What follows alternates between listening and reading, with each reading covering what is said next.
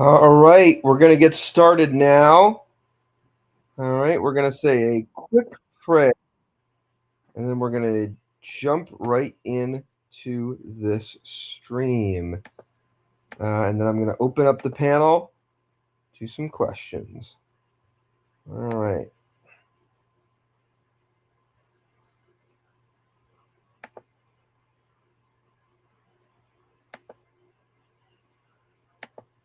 There we go.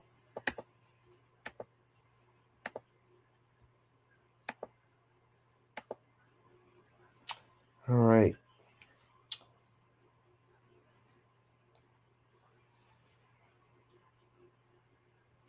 We start by asking for the intercessions.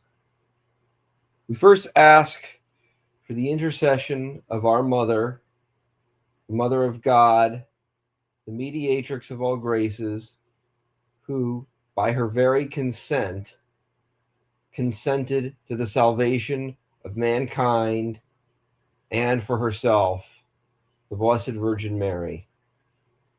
We also ask the intercession of St. Maximilian Kolbe, St. Thomas Aquinas, to whom this channel is named, St. Augustine, St. John Chrysostom, St. Mary of Egypt, St. Zosimus, St. Teresa of Avila, St. John of the Cross, St. Paul the Apostle, Pope St. Pius V, St. Joseph, St. Carlo Acutis, Blessed Fulton Sheen, Micah Kim, St. Niceforius, who is honored today in the Byzantine Rite and in the Latin Rite of the Catholic Church as well.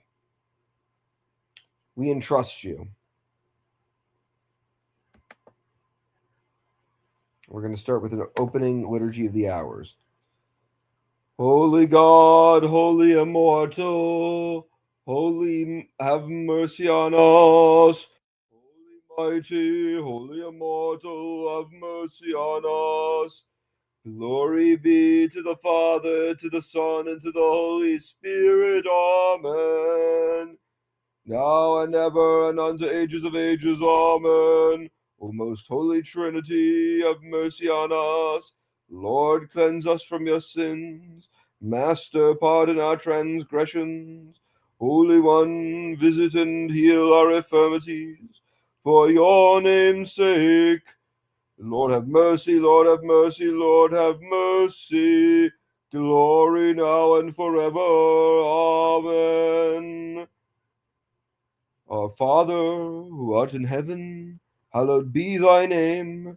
Thy kingdom come, thy will be done, on earth as it is in heaven. Give us this day our daily bread, and forgive us our trespasses, as we forgive those who trespass against us. But lead us not into temptation, but deliver us from evil. And lead us not into temptation, but deliver us from the evil one. Save me, O God, by thy name, and judge me in thy strength. O God, hear my prayer. Give ears to the words of my mouth. The strangers have risen up against me, and the mighty have sought after my soul, and they have not set God before their eyes. For behold, God is my helper, and the Lord is the protector of my soul. Turn back the evils upon my enemies, and cut them off in thy strength. Turn back the evils upon and cut them off in thy truth. I will freely sacrifice to thee, and will give praise, O God, to thy name, because it is good. For thou hast delivered me out of all my trouble, and my eye have looked down upon thy enemies. O most holy God, Jesus Christ, Son of God, through the prayers of your most pure Mother and all the saints, have mercy on us and save us. Amen. At every hour and every moment in heaven and on earth, you are worshipped and glorified, O Christ God, long-suffering, merciful, and compassionate, who love the righteous and have mercy on sinners, who call all to salvation through the promise of good things to come. Receive our prayers at this hour and direct our lives according to your commandments. Amen. Okay, so hopefully we get some joiners soon.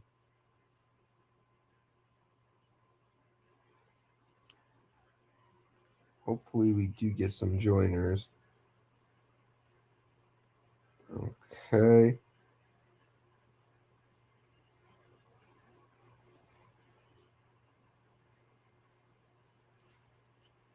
All right, so we're going to start talking tonight about predestination.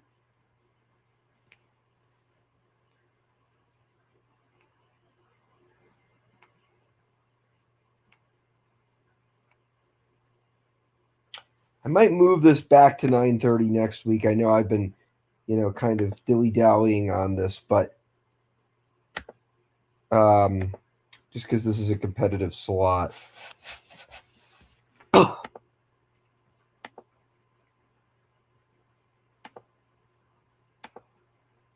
Okay. Where do St. Thomas Aquinas and John Calvin agree and disagree on predestination? Aquinas Classroom, Episode 7. All right. And I'll put the link in the description for people who want to go check it out.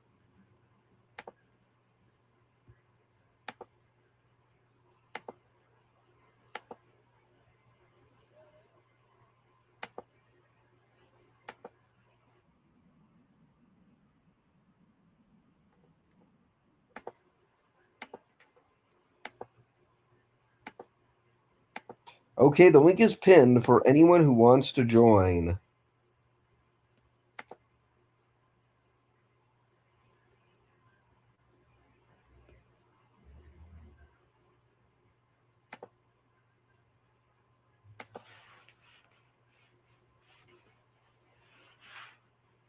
All right. Let me put this here.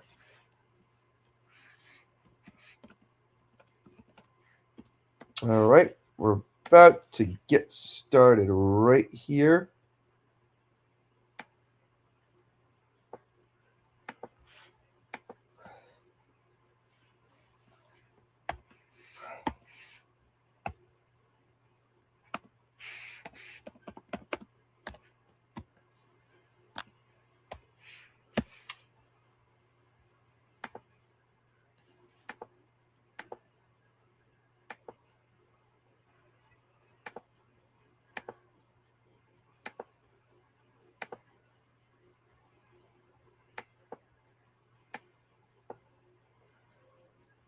Okay, let's just get started right here.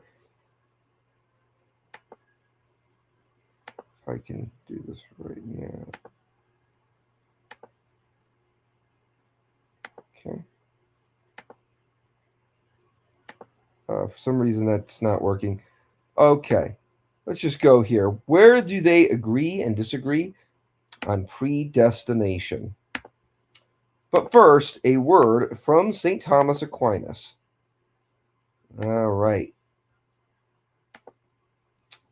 Okay. Whether man is predestined by God. Objection 1. It would seem men are not predestined by God. For Damascene, referring to St. John Damascene, says, it must be borne in mind that God foreknows but does not predetermine everything. Okay. Hold on a second. It must be borne in mind that God foreknows but does not predetermine everything. For he foreknows all that is, but does not predetermine it all. But human merit and demerit are in all of us, forasmuch as we are masters of our own acts by free will. All that acts, therefore, to merit or demerit is not predestined by God, and thus man's predestination is done away with. Further, all creatures are directed to their end by divine providence, as it was said, But other creatures are not said to be predestined by God. Therefore, neither are men. Objection 3. Further, the angels are capable of beatitude, as such as well as men. But predestination is not suitable to angels, since in them there was never any unhappiness, misera, for predestination. As Augustine says, is the purpose to take pity. Therefore, men cannot be predestined. Further, objection 4. The benefits God confers upon men are revealed by the Holy Ghost to holy men, according to the saying of the apostle, 1 Corinthians chapter 2, verse 12. Now we have received the Spirit of God, but the Spirit that is of God, that we may know the things that are given to us from God. Therefore, if any man were predestined by God, since predestination is a benefit from God, his predestination would be made known to each predestined, which is clearly false. On the contrary, it is written in Romans chapter 8, verse 30, whom he predestined, he also called. I answer, it is fitting that God should predestine man, for all things are subject to his providence, as was shown above. Now, it belongs to providence to direct things towards their end. The end towards created things are directed by God is twofold, which exceeds the proportion of faculty of nature. All right, I see we have some comments. All right, everybody feel free to join. Link is open. Let's get back into this. Now, it belongs to On the other hand, however, it is proportionate to the power, to the created nature, to which created being can attain according to the power of its nature. Now, if a thing cannot attain something by the power of its nature, it must be directed thereto by another. Thus, an arrow is directed by the archer towards a mark. This is actually St. Thomas's fifth proof for the existence of God, which is teleology.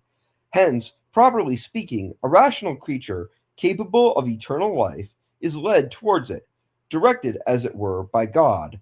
The reason of that direction pre-exists in God, as it were him, as in him, the type of the order of all things towards an end, which we proved to be providence.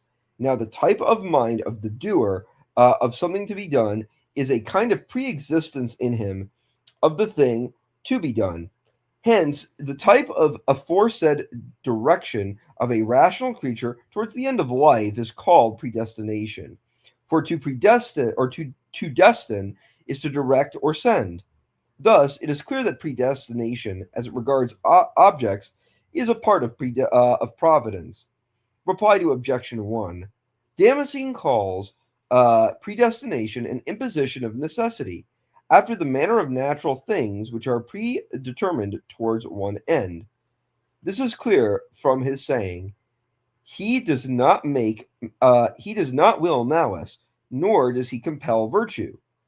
Whence predestination is not excluded by him.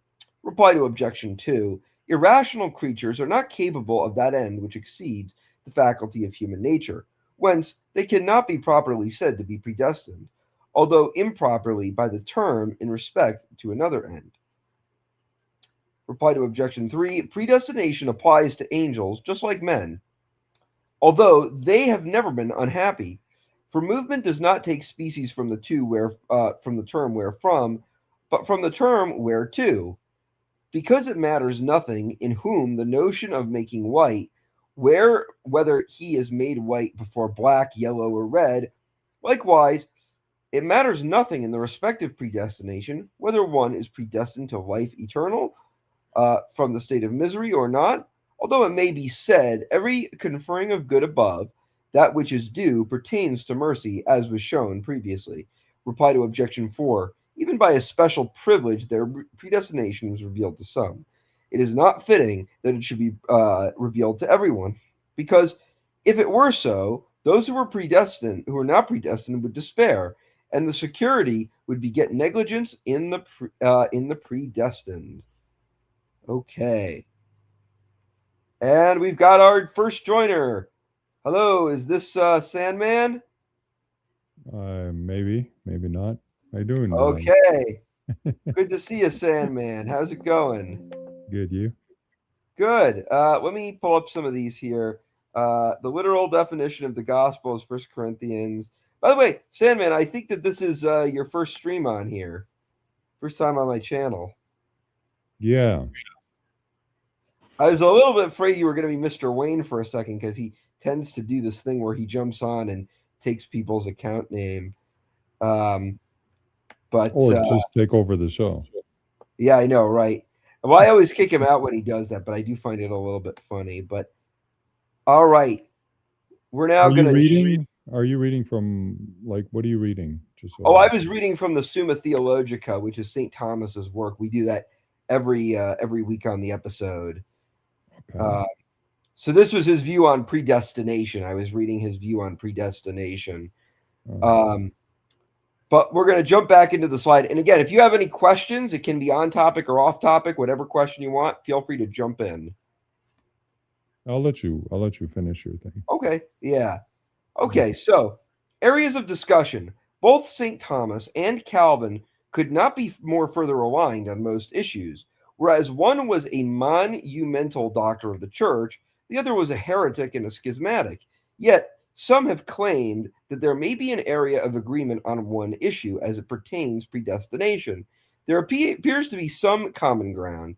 Both agree that God's plan of election and reprobation is based on his unmerited choosing. However, there is question about the finer details of that claim. So this is kind of the core reason why I wanted to make this stream. Obviously, I'm a Thomist.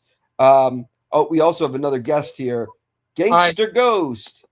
How's it hi. going there? Sorry about that. I Hi, tried to. how's it going? Thanks for joining. You're right. Sorry about that. I'm trying to Oh, end the no show. need to apologize. You're all good. You're all Try to good. end it before you started and stuff. No, that's all right. You're all good, but I appreciate that. All right. Well, I'm going to continue with the slides. If anybody wants to jump in with a question as to the issue or another issue, feel free to jump in at any point. Feel free to interrupt me. I won't be offended. All right.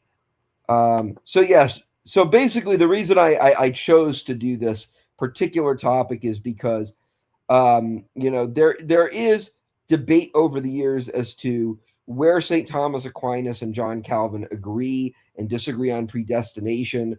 Both of them seem to have very, very big views on God's sovereign will, and so some have wondered if they're aligned or if they're different on the issue of predestination. And so I thought it was befitting to make the stream because of this. Okay, the basics of predestination. Scripture makes clear that God predestines man, but the hows and the whys of this are up for debate. And so, you see from a few verses, John chapter 6, verse 44, no man can come to me except the Father who hath sent me, draw him, and I will raise him up on the last day. Romans chapter 9, verse 18, he hath mercy on those whom he will, and whom he will, he hardeneth. Ephesians chapter 1, verse 4, God chose us before Christ, chose us to belong to Christ before the world was created. And then Psalm 193, verse 16. This is Psalm 138, 16 in the Dewey Rhymes translation, which is the Bible I use. The eyes did not see my imperfect being, and in thy book all shall be written, days shall be informed, and no one in them. Okay. The early church continued to teach predestination, but again did not develop any definition beyond the Pauline understanding pre-Saint Augustine. So here are some pre-Augustinian church fathers on predestination. We have Saint Justin Martyr, who said, "We have learned that God in his foreknowledge knew who would be saved through repentance." We have Lactantius, who says, God foreknows the character of all men, of every man, but he has given to each the liberty of acting as he wills. And St. Hilary said, the will of God calls whom he wills. Then we get to St. Augustine. Now, St. Augustine is often known, and we got another person on stage. Hello there, AJ. Yes, hello, blessed evening. Blessed evening. All right. Anybody feel free to jump in with a question whenever you have one. I'm going to continue with the presentation, but you guys can jump in whenever you want to ask something. All right. Appreciate you guys all joining. So in the 5th century, a heretic named Pelagius claimed that the grace of God was not necessary for a man to be saved. St. Augustine responded that man's free will depended on God's unmerited choosing, wherein he makes a man a cause unto himself. Hence he wrote, God commands some things which he cannot do in order that we may know what we ought to ask of him. For this is faith itself, which obtains by prayer what the law commands. He indeed, who said, if you will, you shall keep the commandments, did in the same book of Sirach afterwards say, again, St. Augustine views Sirach as a book in the Bible. I know some Protestants don't.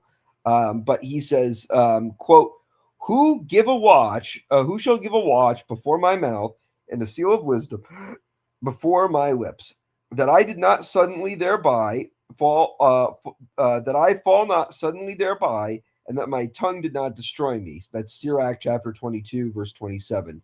St. Augustine argues that God gives free will, but that will is made free through God as the ultimate good.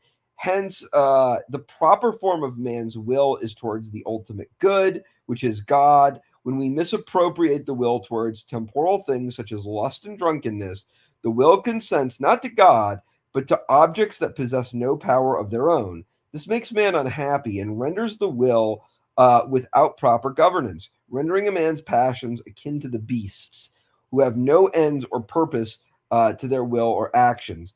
Hence why he says, quote, the heart is restless until it finds God, unquote. St. Augustine does not say that man lacks free will, quite the contrary. For without free will, he suggests, no need would remain for punishments and merits. The will is free and it rests on its ultimate end, that is God. Hence, since the will is rendered is rendered directionless without God as its light, we cannot pull ourselves up by our bootstraps and approach God first. He must choose us. This is known as unconditional election. Just thanks for letting me join. I'll talk to you later.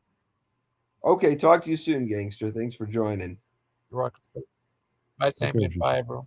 Take care. Bye, Jim. All right.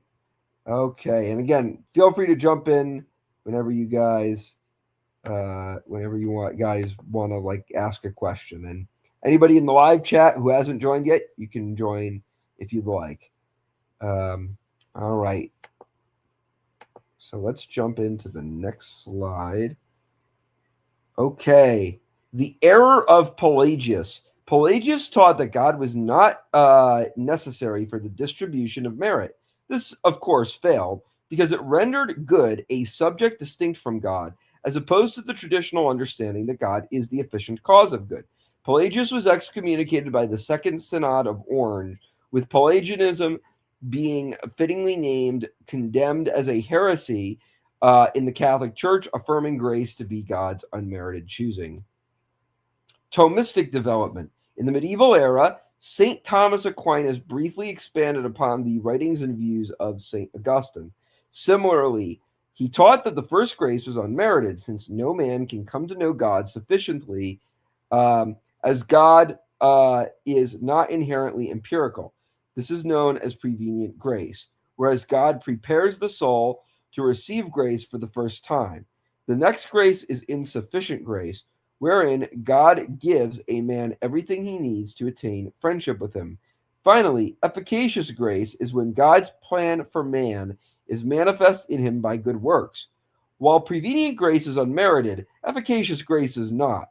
St. Thomas argues merit makes a man free, for by rewards and punishments, man freely becomes a partaker in justice, which is perfect harmony with God. In merit, he identifies two types, condign and contingent, wherein condign merit is merit owed to another, one we must not say belongs to God, who is the form of merit itself, and hence cannot be contingent on creation, since he is pure act. Rather, we must say that God's merit is contingent that is offered to make a man a cause unto himself for good, freely deriving only from his own supreme goodness. All right, so this is where we get into John Calvin. So John Calvin, the perspective he taught on the matter was as follows. In the 16th century, the heretic John Calvin had renewed views on predestination. The extent of his views on the matter were vague. He would often say things like, God decrees all things, including sin, but would not clarify this meaning. Calvin, frustrated by the lack of support for church fathers for his modernistic positions, falsely claimed that St. Augustine shared his views, even though St. Augustine taught that justification was the manifestation of God's goodness in man's will, something outright rejected by Calvin. His views on predestination were polarizing, with many claiming these views were too harsh and deterministic, while others felt them to be nothing more than a thinly veiled derision of St. Thomas's view.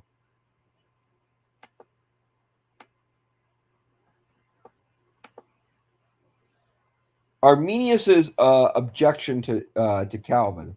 Jacob Arminius, an early ally to Calvin, would eventually turn on him, feeling his view on grace was too deterministic. Arminius would derive a separate idea, Arminianism.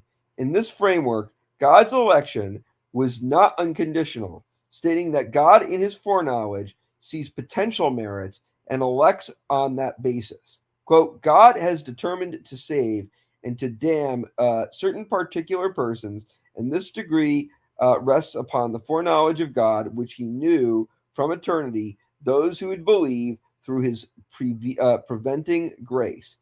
Calvinists accused Arminius of semi-Pelagianism, which for claiming that God's will could be contingent on creation. All right, let's continue. The error of Father Louis de Molina.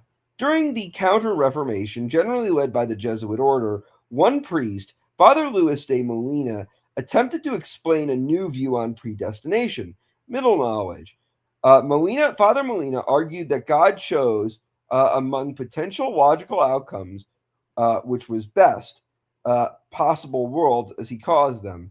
Father Domingo Banes, a Dominican and Thomist, used St. Thomas's reasoning to refute Father Molina, claiming that God, being the efficient cause of being itself, could not be contingent on potential outcomes that are antecedently logical already. Rather, he argued that God had necessary knowledge, and henceforth no prior knowledge could precede his providence, just as the author of a story could not be preceded in the events of his history. The Church sided with Father Banes, but Pope Clement VIII declined to condemn Father Molina for heresy. Today, the most well-known Molinist is Wesleyan Protestant Dr. William Lane Craig. All right. Okay. And again, link is pinned in the chat. Anyone feel free to join. The error of Bishop Cornelius Jansen. In the 17th century, around the time that the French Revolution was a brew, French Bishop Cornelius Jansen took a much more strict approach to predestination than even the Calvinists. He taught that sufficient grace was nominal and that man was justified only by efficacious grace by way of attraction. Father John of St. Thomas, the famous Thomist, rebuked him, stating that efficacious grace was only possible when the first grace is made apparent to the intellect, which becomes possible only by way of sufficient grace. Modern debate. Dr. Light and Flowers. In more recent years, a new understanding of God's sovereign will has arisen, that being provisionism, the belief that of Dr. Light and Flowers, similar to Father Molina, that God's election belongs to whoever responds to his universal grace, call to grace. This response exists in God's mind before any choice of salvation. Okay, where do St. Thomas Aquinas and John Calvin agree? All right, well, they agree and disagree on a number of topics.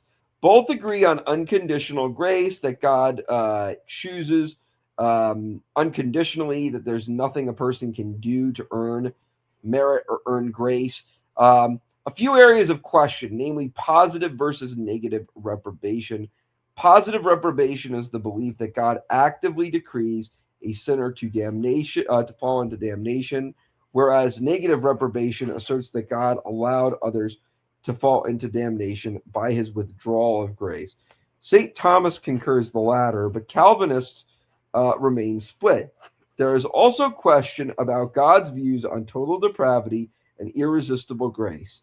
St. Thomas agrees that no man can achieve anything good without God, who is goodness itself, but disagrees that man cannot detect the good in similitudes without God. St. Thomas also believes that grace can become irresistible, but only by way of continued habit. All right, that is the stream. You can ask me anything now. You can ask me about content on the slides, or really anything else. You can ask me about any other content. It doesn't have to be on the slide. It can be really about anything. You can come on and ask me questions, or you can comment them in the chat below.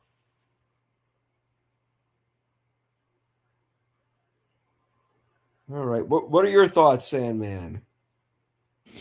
In your beliefs on predestination, like, do you believe like the Calvinists in some way or another? Right. So this is kind of the topic of the stream. Some people will say yes. I don't necessarily agree completely. So here's where we agree and where we disagree. So St. Thomas splits up grace into three accords: prevenient grace, sufficient grace, and efficacious grace. Prevenient grace. Now, St. Thomas says all men are given sufficient grace, in the sense that grace is sufficient hypothetically for all men to be saved, but obviously not all men will be saved. And so he says that prevenient grace is when God's grace becomes manifest in the person who he has predestined to save. That's when a person kind of starts to know God, not know God in the sense of knowledge, but know God in the sense of, this is when friendship with God starts to get going. Sufficient grace. Now, St. Thomas says prevenient grace cannot be merited. That's something that God does not, no man's actions can ultimately earn that specific grace, because that exists in God's mind first. So think of an author writing a story. The story doesn't exist before the author comes up with it. The story exists after the author comes up with it. And so St. Thomas says, because of that, no man can merit the first grace. And then after that is sufficient grace. Sufficient grace is where God essentially makes the person strong enough and ready for grace. So it's where God gives you the grace to essentially become ready for what he's throwing at you and what he's building you up for. And then finally, efficacious grace is grace that is put into action by the movement of God's charity communicated through the soul. And after that, works start to become necessary. So things like merit and demerit start to become necessary. And St. Thomas says this is how man becomes free. Man becomes free through efficacious grace, because then he becomes a free cause or a free agent in God's plan and God's providence, in the sense that we come to fully know God by way of justice, which St. Thomas calls the right ordering, the proper ordering of everything towards the supreme good, which is God. he also says in like manner that when we have merit and demerit and punishments, that ultimately allows us to freely operate under under justice, which comes about by God's grace, and only those that are under grace can merit and demerit. But that's the view that St. Thomas takes. Now, Calvin agrees with unconditional election. He agrees that God chooses us first, and there's no reason why. Well, there's no work beforehand that we can do that earns God's election. Calvin agrees with that. Now, where Calvin disagrees is on merit. Calvin does not believe in merit. Calvin believes that justification is forensic. St. Thomas disagrees. He says justification is real. He says that real, true justice is poured into a person's soul. And so St. Thomas affirms actual justice, and he affirms merit, which Calvin doesn't. So that's an area of disagreement. Whereas Calvin would say God just kind of legally justifies you. So kind of like how you have a criminal record. He says that basically God just wipes away your criminal record when you believe in Jesus. St. Thomas denies that completely. But then after that, there are a couple areas where there are questions as to whether Calvinists and Thomists agree or not. For example, Calvinists will believe in this thing called irresistible grace, which is the belief that the belief of irresistible grace is basically once God pours his grace onto you, there is there's nothing you can do to fight against that. There's nothing you can do to resist that. St. Thomas says grace can become irresistible over time, but only by way of habit. So think of it like this. The more you do good works of charity, and the more you interact with God, and the more you cooperate with God, the more you come to know God. And the more you come to know God, the more you just come to love God even more and more and more. And the more you want to get closer and closer to God. And it gets to a point where you freely never want to go back because you've become so informed of God's goodness that you would never want to go back.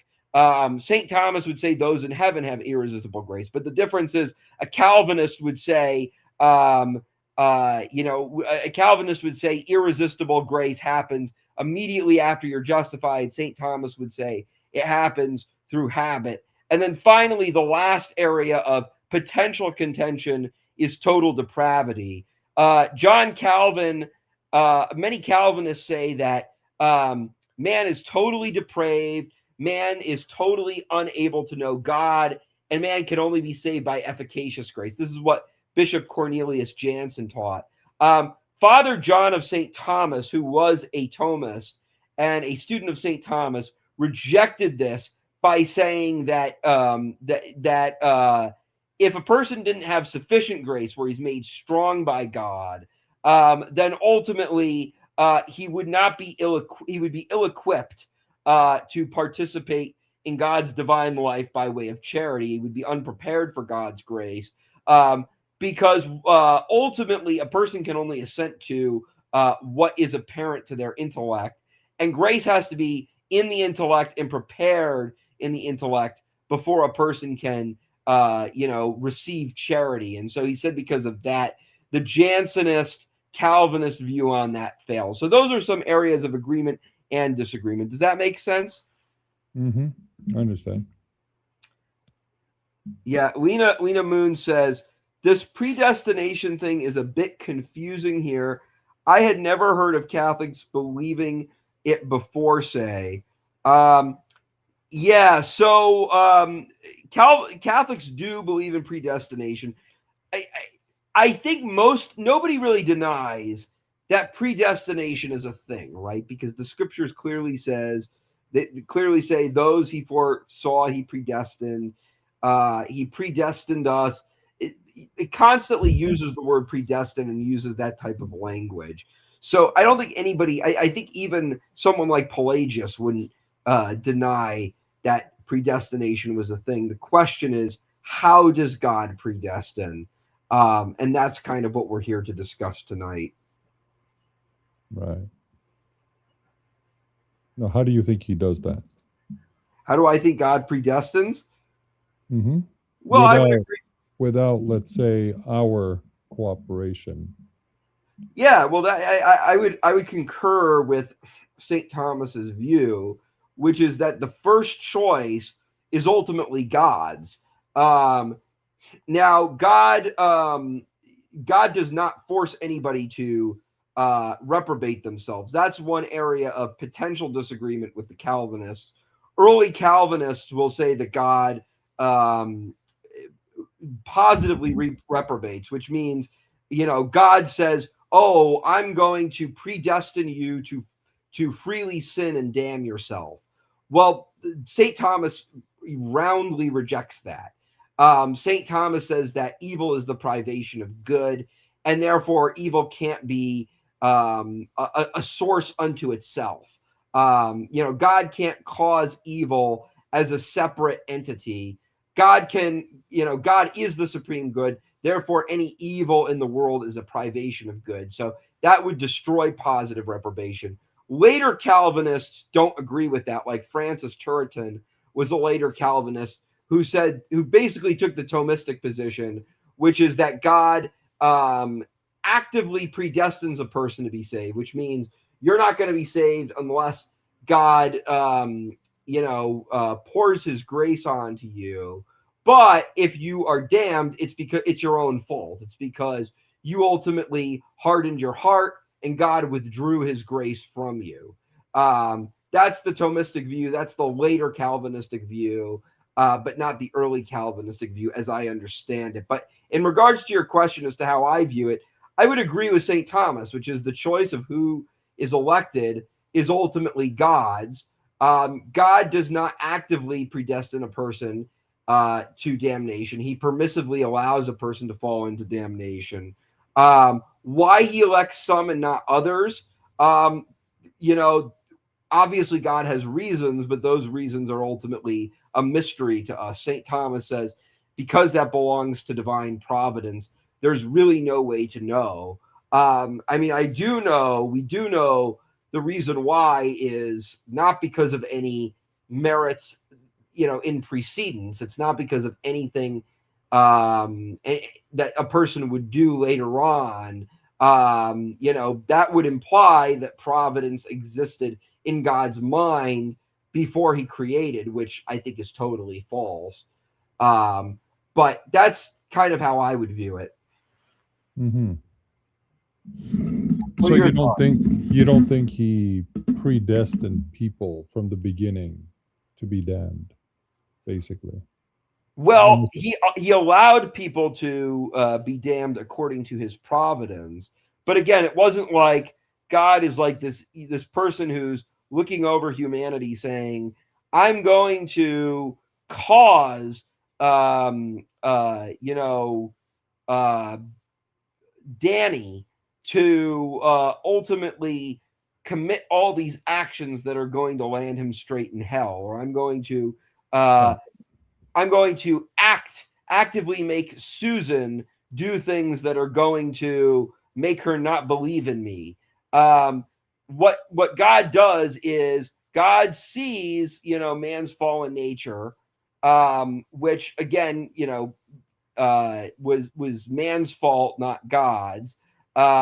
He chooses which he's going to save, and he allows those who are not elected by him to ultimately be damned. It's kind of like, imagine it like this. Imagine you had $10 billion and you said, you know what? I want to help poor people with this money. I really like to help poor people with the money I have. I've got the resources. I can do it. Ultimately, even with $10 billion, you're not going to be able to save every single person on the planet who's poor. You're not going to be able to help every single person who's in poverty on the planet. Even $10 billion isn't going to end poverty. Ultimately, you have to make a decision as to who you're going to financially help. and who you're not going to financially help. And likewise, in order for freedom to exist in God's providence, and in order for participation in God's goodness by way of the beatific vision and by way of charity to exist, God has to choose among the fallen state of humanity which people he's going to offer his grace of salvation to, and which he's going to leave to their own destruction. And that is based on him Well, I being think all knowing. And so you're saying, since he knows and he sees, what they would become, he doesn't extend his grace or knowledge or anything for them to. Well, no. So what St. Thomas says is he teaches that the grace that Christ purchased on the cross was purchased for the entire world, and yet we know that the entire world won't be saved. Why is that? Well, St. Thomas says the reason why is because ultimately a person comes to grace, even though grace is kind of hanging over people's heads. Ultimately, a person needs to be informed of God by way of charity for that grace to be manifest or efficacious in the person. And so St. Thomas uses what's known as antecedent will versus consequent will. And he uses the analogy of a judge. A wise judge in a courtroom wishes for peace in the community. He wishes that he doesn't have to punish anyone for a crime. He doesn't want anyone to be unhappy. He doesn't want anyone to lack freedom for any crimes they've committed. That's his antecedent will. A judge's consequent will is ultimately that he knows that there are going to be people that break the law, that are going to need to be punished. And so ultimately he makes a judgment based on that. So, grace is sufficient for all men in the sense that Christ's passions on the cross, his sacrifice, was so powerful, it was able to be extended to all men. So all men have the ability to be saved. But ultimately, God acknowledges that there are still going to be people by their free will who reject God and turn away from God. And so what he does instead is he has to choose who he's going to initiate prevenient grace to. And prevenient grace is when the grace that's offered to all men really starts to become manifest in the person. Okay. Is that making sense?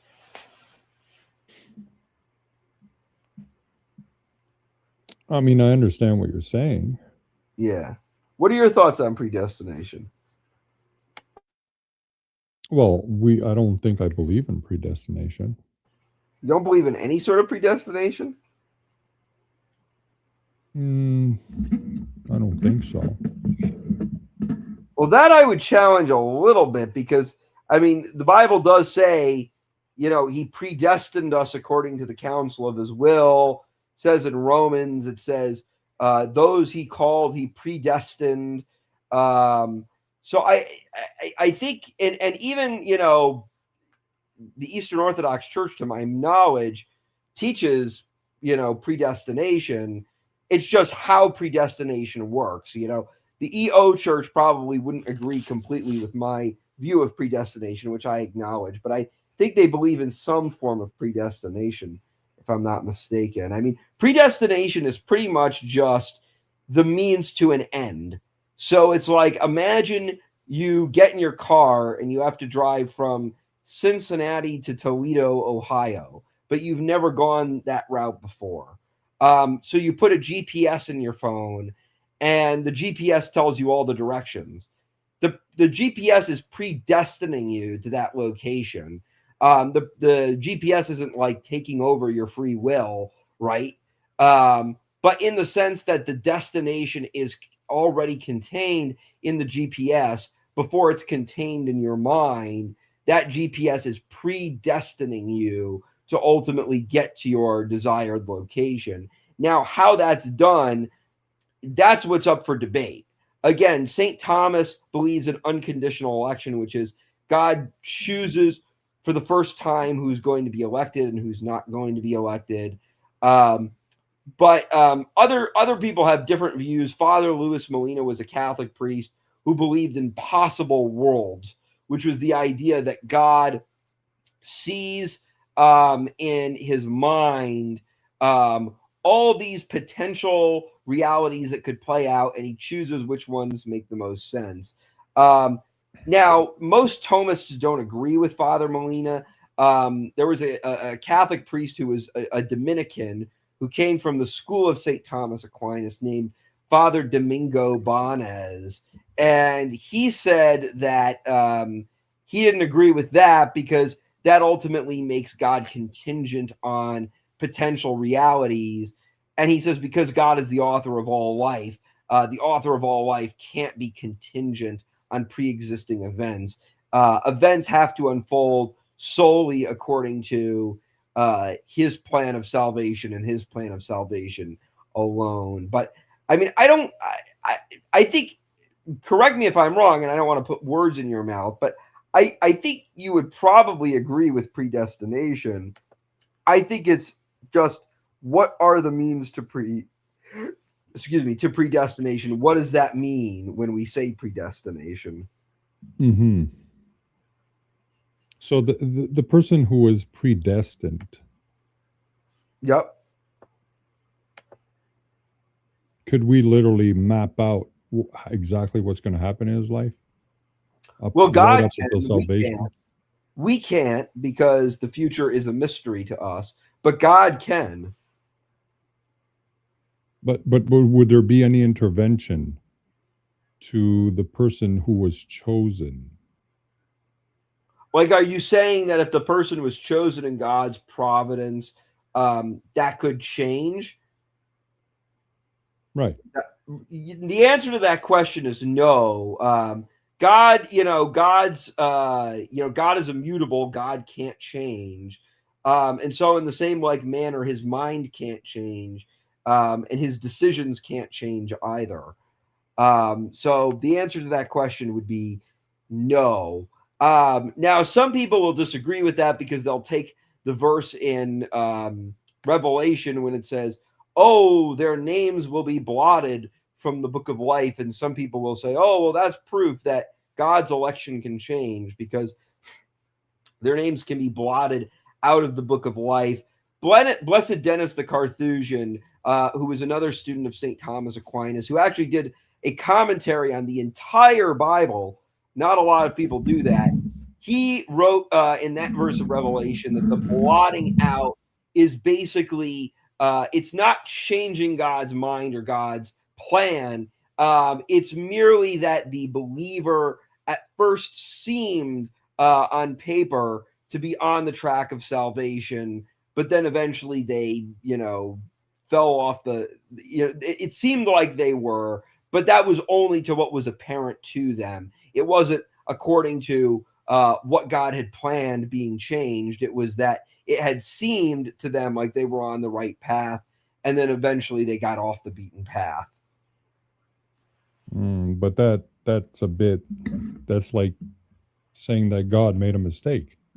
No, that's not saying God's making a mistake. It's saying that the person who it looked like they were elected, but they weren't, that's according to human perception. So you could have someone who, let's say, is, a devout Christian, and then the next day that person falls out of line.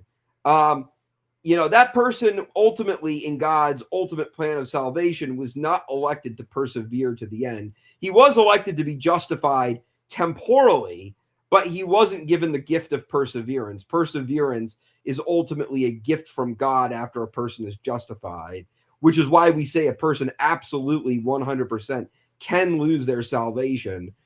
We disagree with some Protestants on that. We believe that OSAS is a lie, because the reason OSAS is a lie is because ultimately perseverance is a gift from God that has to be given by God. But if a person is justified and is in Christ and has friendship with him, and it looks like, they're all good, it's all great, they're all fine, they're all perfect, but then they fall out of line, then, it seemed at first, according to human perception, that person was good as gold forever. But in reality, they weren't, which is why they were blotted out of the book of life. They were blotted out according to human perception, not according to God's sovereign plan. Mm-hmm. Does that make sense? Mm-hmm. But it's not only that verse, I think, that talks about getting blotted out or being cut off. And oh, you absolutely can be cut off. That's the whole reason why we reject once saved, always saved, is because ultimately, perseverance is a gift from God that has to be granted in precedence to theosis, as they would say in the East, or divinization. That's something that has to be given in precedence, and that's ultimately a gift from God. If you persevere to the end, that's ultimately because God gave you that strength to do that. But that's why it says they'll be blotted out of the book of life, because not that God changed his mind, but that it appeared to us that person was in the book of life, but then it was blotted out in the sense that that it eventually became apparent that wasn't the case. Again, I use the example of a Christian who appears to be devout, and then the very next day they fall out of line. Well, I don't think the grace or the gift that you're mentioning is what brings somebody till the end. Well, I think it's God's grace. Would you agree that it's God's grace? It's God helping the person out. It's synergistic. It's not. Well, only, I agree. Let me clarify. I agree that it's synergistic. It's in a manner that is subordinate to God. But as long as you quantify that, I have no problem saying it's synergistic. It's like, think of it like this. Imagine you buy a fireplace with the intention of starting a fire to keep warm. Ultimately, the fireplace exists regardless of whether it's being lit or not. Ultimately, though, the thing that gives the fireplace its purpose, or the thing it was meant to do, is the fire that lights the fireplace. Without that fire, the fireplace can't achieve what it's trying to do. And so because of that, the fire is what we call the act of being. St. Thomas says that, uses that analogy with, us as Christians. He says, we as Christians exist distinct from God, but God is the supreme good. He's not a God who just happens to be good. He is goodness itself. All goodness falls under his subjective good. And so because of that, he says the act of being, the thing that gives us, the thing that's supposed to make us glorious and make us do what we were made to do, is ultimately God infusing our grace into us. Now, after God does that, through charity, we become God's friends. And then it becomes synergistic. So I agree with that. But as long as you, protect God as the act of being, I would agree that perseverance is synergistic. Mm-hmm. But it's ultimately God. More synergy. It's like God is our friend in high places. You know, the term, you have friends in high places. It's like our friend in high places is God giving us this help, and he's the one that is ultimately getting us across the finish line, but we're cooperating with him. Right. At the minute we stop cooperating, it can go in another direction. Correct. I absolutely agree with that. Right. But that kind of, again, kind of begs the question, if I was predestined, why did I fall away?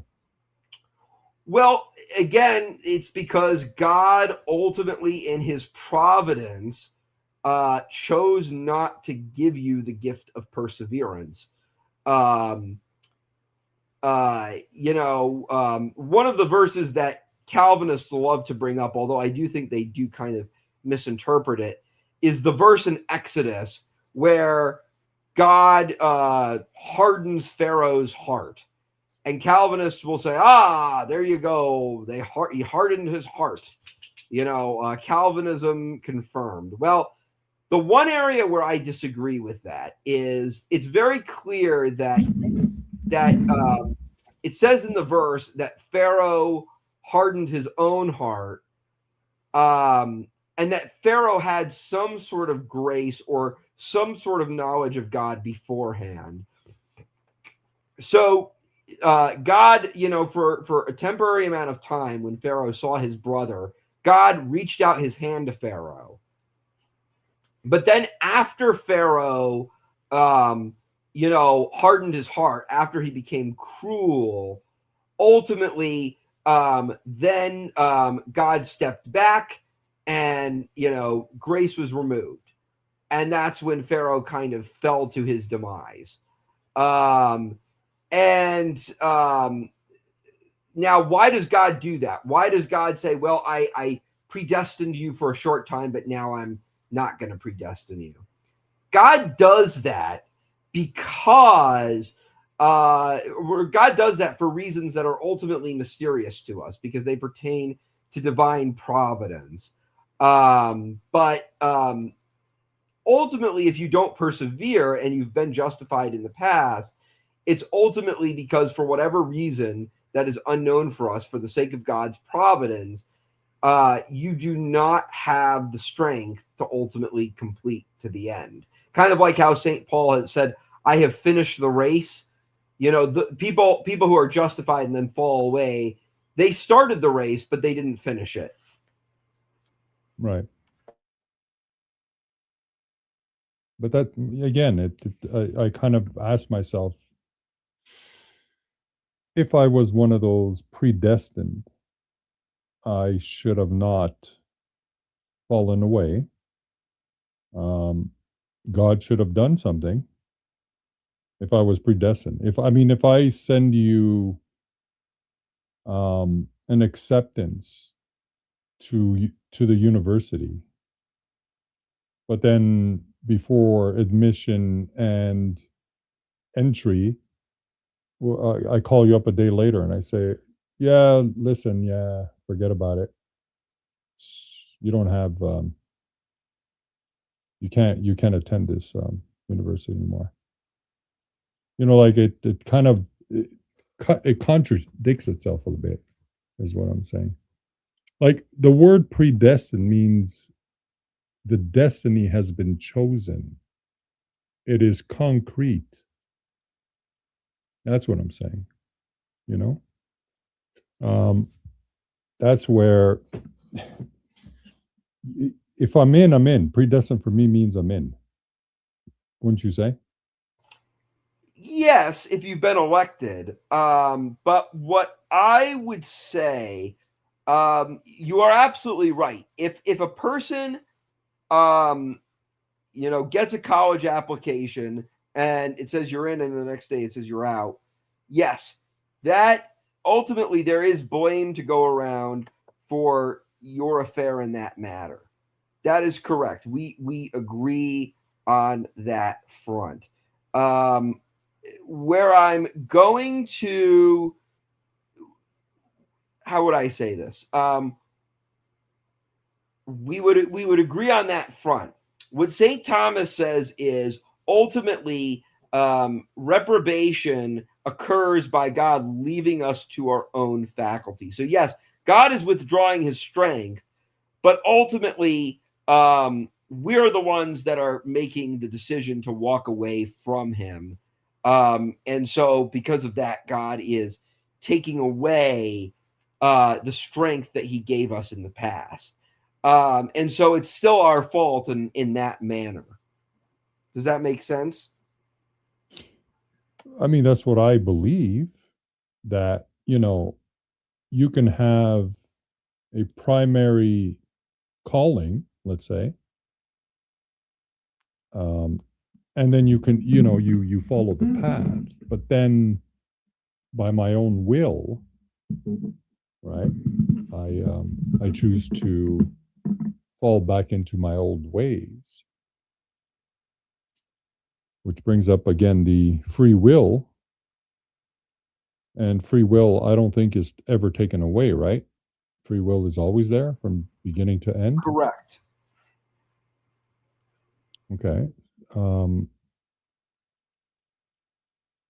So then, I mean, if I was called, but then I choose to leave, I don't know. I don't see how I was really predestined. That's because free will is Well, God, for the sake of his providence, can give you strength for a short period of time. And then, so what St. Thomas says is grace becomes more and more efficacious by way of habit. So, okay, you've received grace. Now Mhm. you participate in works of charity. And by this, you come to know God. This is where God gives merit. Yes, He freely gives merit. And this allows a person to grow in the knowledge and love of God. exactly. And that's how you come to grow in understanding of God. Mhm. But before that, that's how a person grows in knowledge and understanding of God. After that happens, then grace becomes so efficacious to where you understand God so well, and because you love God, because you understand God, you love God so much that you become like, oh, this is amazing. And you would never want to go back. Like you could by your own free will go back, but God's grace is so tantalizing because you've participated in charity so much and you've come to know him so well. You found ultimate happiness in his creation. And so you begin to say, oh, this is so good. There's no reason for me to go back. There's no way I could go back because this is just so good. And this makes me so happy. And this is what St. Thomas says about the saints in heaven. A question is asked, could a saint in heaven turn away from God? And St. Thomas says, hypothetically, yes. But the reason they never do that is because they realize God is so great. They realize that our knowledge of God is so little compared to the amazing knowledge they have of God, that they would never even think or dream about turning away from God because they think God is so great and so amazing. But that becomes more efficacious over time by way of habit. If a person is justified, if someone says, I believe in Christ, I've been baptized, I've received my sacraments of initiation, and they're truly genuine, but then as time goes on, they don't continue by way of charity, they fall away and they don't receive the grace of perseverance. Mhm. But that's the grace of perseverance, Right. and ultimately negating the predestination concept. No, because perseverance is ultimately a gift from God. Yeah, and you said that earlier, and I agree that the more we participate, the more grace we receive, strength, power, and knowledge and strength to continue. But I believe at any moment that can all just fall.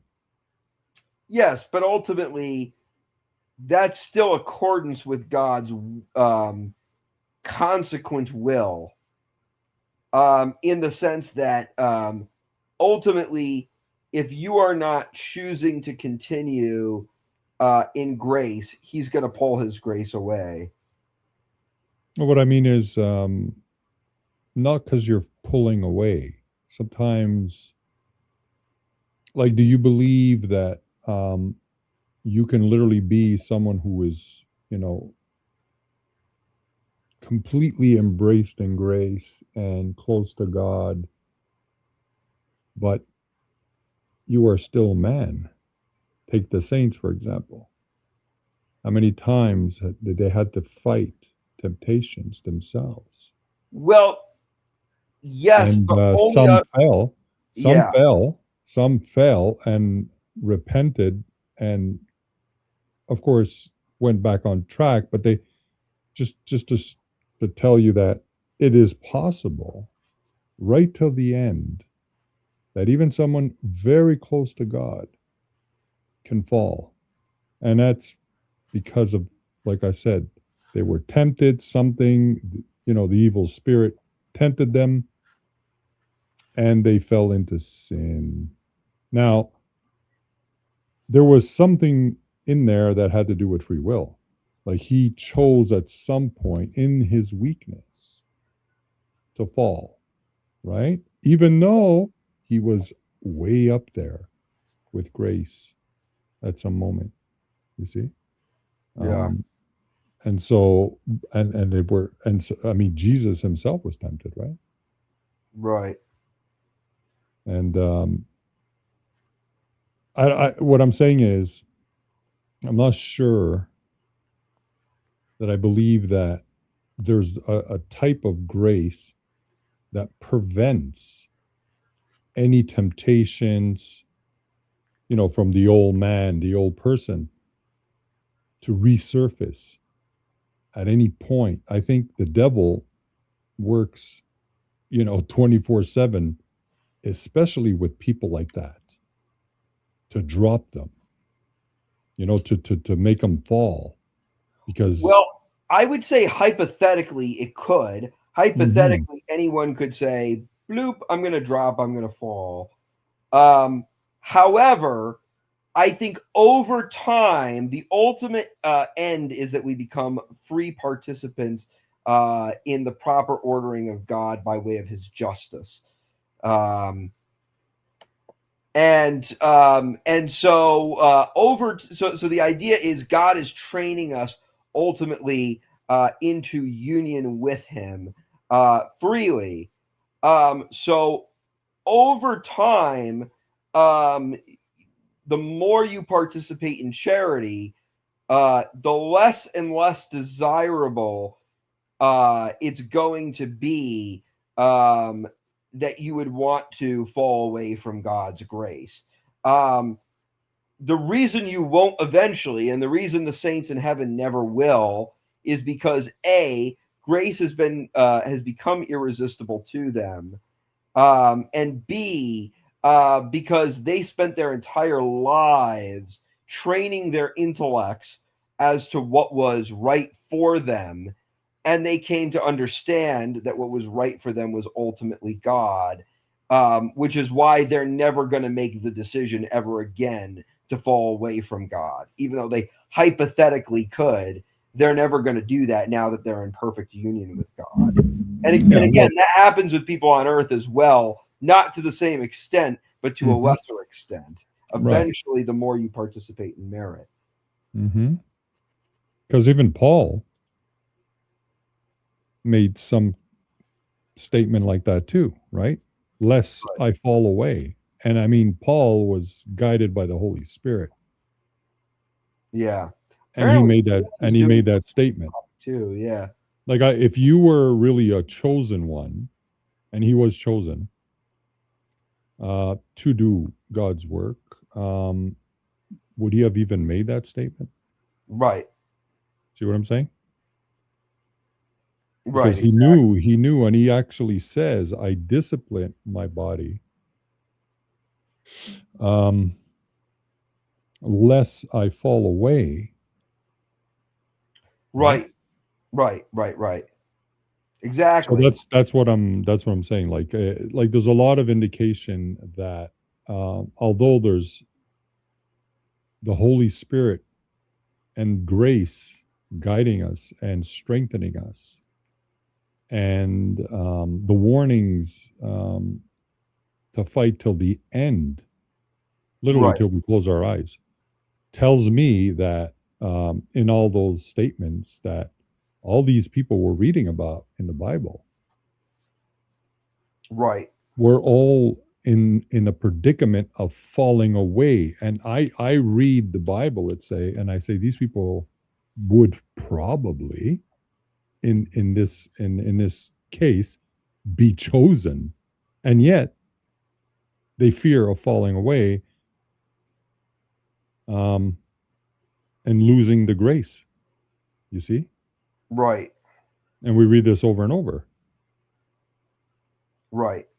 Exactly. I Well, that's agree why with you. I said, like, I don't know if really like in the sense of predestination, like you're saying, maybe you're using the word predestination for something else, or Well, no, the idea is so the idea is I want to do good, right? I want to be good. Ultimately, God is the person that gets me to that point. definitely. God ultimately has to make himself known to me first, because again, I have no knowledge of the supreme good outside of God. So God's got to extend his hand out to us before we can extend our hand out to him. But after that, then we become cooperators in his divine life by cooperating in his grace. So he's the one that's giving us the grace. He's the sole cause of grace. He is the supreme good. No one can do good without God and God's grace. But ultimately, that expands and that grows through God, ultimately, giving the person what he needs to grow in that subject. And that's where the synergistic thing kicks in, where Jesus himself says, pick up your cross and follow me. Pick up your cross. Would you agree? Oh, yes, absolutely. Absolutely. He's talking about, participating in Christ's sufferings. But ultimately, even then, God is still the only true source of grace. And in the sense that God sees us and knows what we need, he predestines us in the sense that he gives us what we need to ultimately get where we need to get. It's part of the reason St. Paul says in Romans, he says, wretched man I am, I can't do what I want to do, all that type of stuff. The idea was he needed God to tell him he needed to do what he wanted to do. He needed God to give him that grace to be able to get where he needed to be. That's also why he said, by the grace of God, I am what I am. Sure. Absolutely. Absolutely. And that's why we pray. Right. Which comes from our part. Because predestination, sometimes people, they have this notion that, well, I'm already saved. Well, that could be one saved, always saved, but and so there's not much needed other than, and you've been on streams before. We've been talking about with the others how many times? Right. About how they're saved, which sounds to me pretty much like predestination. To make a claim that you are saved today, right here, while you're still alive, to make that bold claim is kind of like someone who believes that they've been predestined and therefore, I'm good. Like, right. I don't need to preach. I don't need to go to church. I don't need to do much. I'm not saying I'm going to sin, but I don't need to do anything because I'm already, washed and pre-selected. And how do you know you're pre-selected? You'll say, oh, because I found God. I found Jesus. Right. But that statement is not really true. and we know that. Like I don't like if Bruce always asks, are you saved? And you know where he's going with it, right? Right. But let's say could you make that statement? Could you say you're saved? Could you also know if you're predestined? How do we know if we're predestined? Yeah, this is one of the things that St. Thomas does talk about. He says that a person can know by special revelation, but outside of that, a person can only know by way of conjecture, not supernatural knowledge, unless God chooses to reveal. If God came down and miraculously told you, you are in the book of life, you are elected, Sandman, then you'd know, and God could do that, but obviously that'd be supernatural. That wouldn't be the normative means wherein a person would ultimately attain salvation. Secondary cause, yeah. Right, exactly. But outside of that, could you know that you were saved? Well, St. Peter says in the second letter of St. Peter, he says, if you're found to have charity, then the grace you received before will be manifest in you. And so that is really the only way you can have some sort of knowledge outside of special revelation as to whether you're saved is ultimately by conjecture, by am I living in charity and am I faithful? Those are the only ways you can have any sort of knowledge as to whether you are saved or not. Mm-hmm. Because God's foreknowledge, again, a person can't know something that isn't apparent to their intellect. And something like God's plan of providence is not apparent to is not apparent to a man's intellect inherently. Mm-hmm. By the way, I know there might be other people coming in. Oh, yeah. Who is this? Is this Bruce? I can't tell if this is Bruce, but I'll let you in. Hello. Hi, how you doing? I'm doing good. I think this is your first time here. How are you doing today? Yeah, good. Yeah, Good, I good, like to good. join different panels and talk to people and see what's going on in the world and what people are thinking and different things, Yeah. I Go noticed ahead. I'm not savvy to your stream, but I think you guys were like debating religion or something maybe, or atheism, and is that what you're doing? So we're talking about predestination right now. So my channel is called Eastern Thomist. And so a Thomist is essentially someone who is a student of St. Thomas Aquinas. Most Thomists are Catholic. I'm a Catholic. Sandman is Eastern Orthodox. It kind of started out as to, what do Thomists share with the Calvinists? Calvinists have a view of predestination, and most Calvinists tend to be Protestant. So it was kind of, what do we have in common? What are different? Kind of finding similarities and differences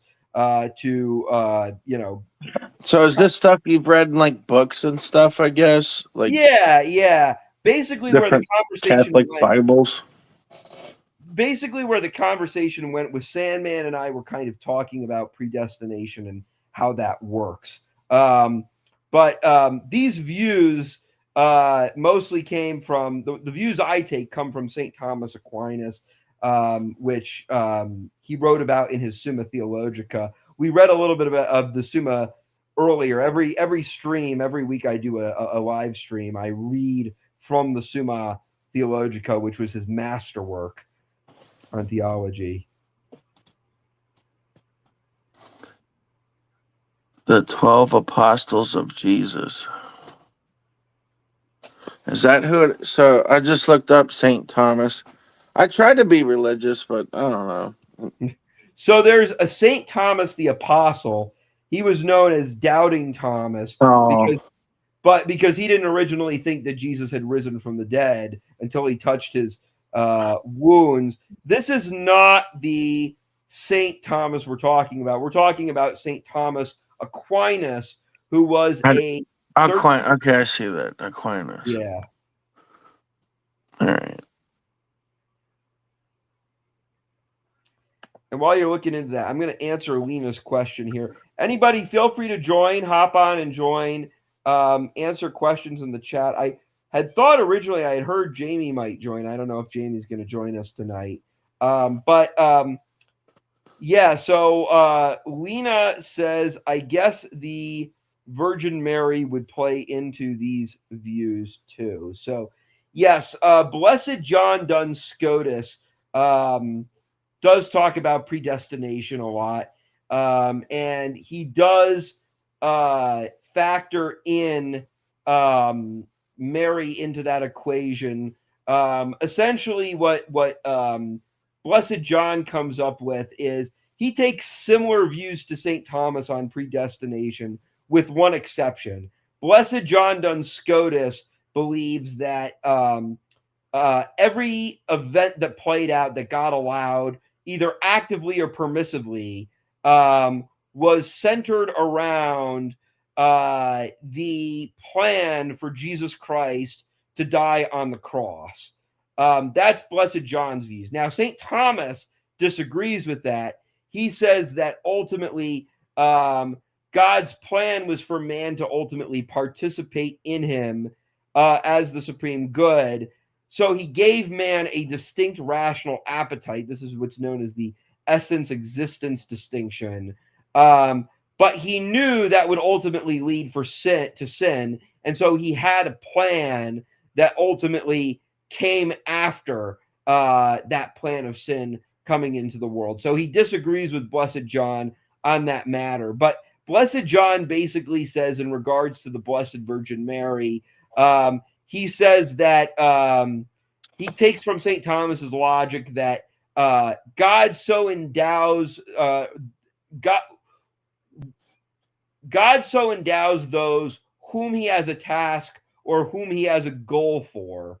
And so when it came to the Blessed Virgin Mary, Blessed John basically says that Mary's fiat, where she freely consents in the first chapter of Luke's gospel to being the mother of God and ultimately taking upon this task, he basically says that that was ultimately God's instrument of enacting faith into the world and enacting his plan of salvation into the world. And so he says, because of that, he says, basically, Blessed John says, inasmuch as God is a perfect mediator, St. Paul says that, inasmuch as that's the case, it was befitting that he expressed perfect mediation. He basically says that Mary's consent via her fiat in Luke chapter 1 was that perfect mediation. And he says, because that was the perfect mediation, it was befitting that he endow her with the preternatural gifts in advance, since the preternatural gifts for humanity were going to draw forth into the world following her. So he says, because by her consent, eventually that would lead to man being justified by grace, it was befitting that she be justified by grace from the moment of her conception before she could fall. And likewise, he says in regards to her bodily assumption, that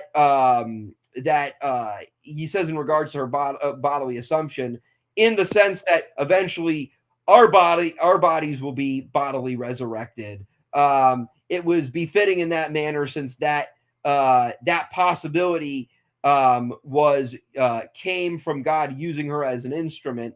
It was also befitting in that same like manner that instrument, being the perfect form of mediation, would also contain assumption, would contain the bodily resurrection in and of itself. So that's Blessed John's view on predestination and how it applies to Mary.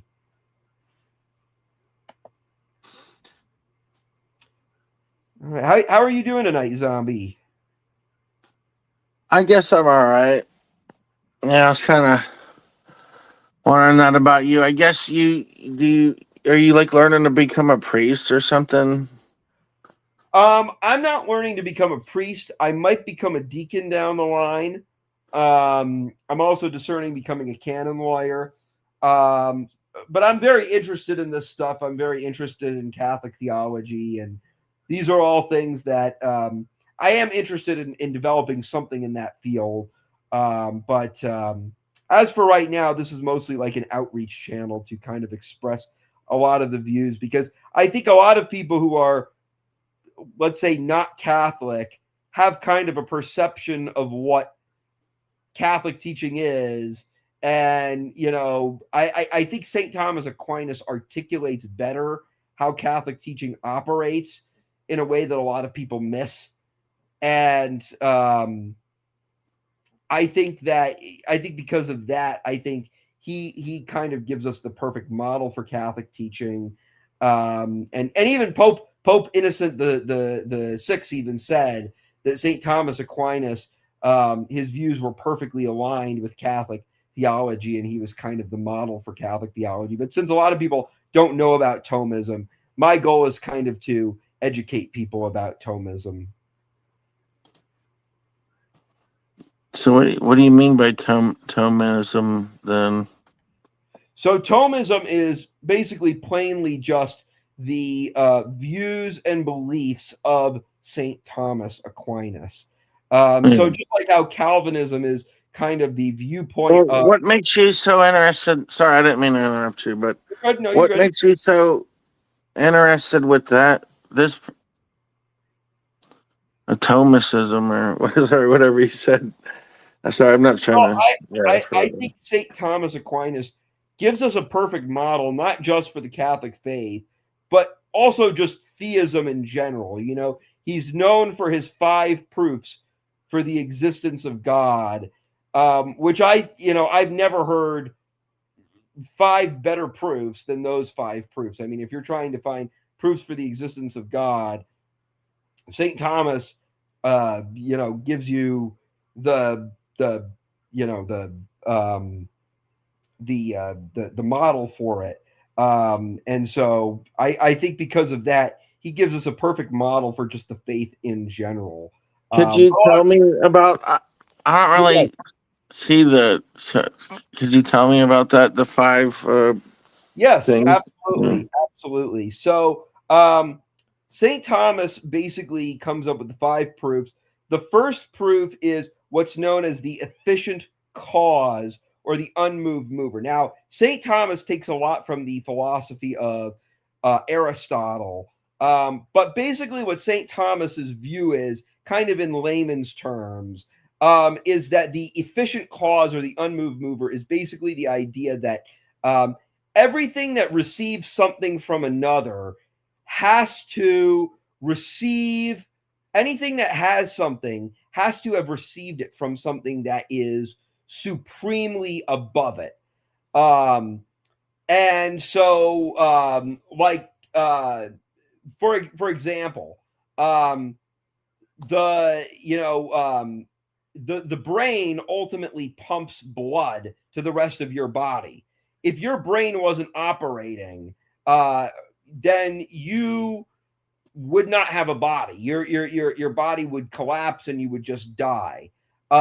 Which is why the brain is more supremely important than any other part of your body, except maybe the heart. But even then, you can survive scientifically for some time without your heart. But that's an example of how all things that have something receive it from something that is supremely above their nature. And so in regards to God, St. Thomas says in order for existence to basically just exist, in order for things to exist in general, they have to derive their being from something that is supremely above them, and supersedes them in all manner. And he says that thing is God. The second is the first cause.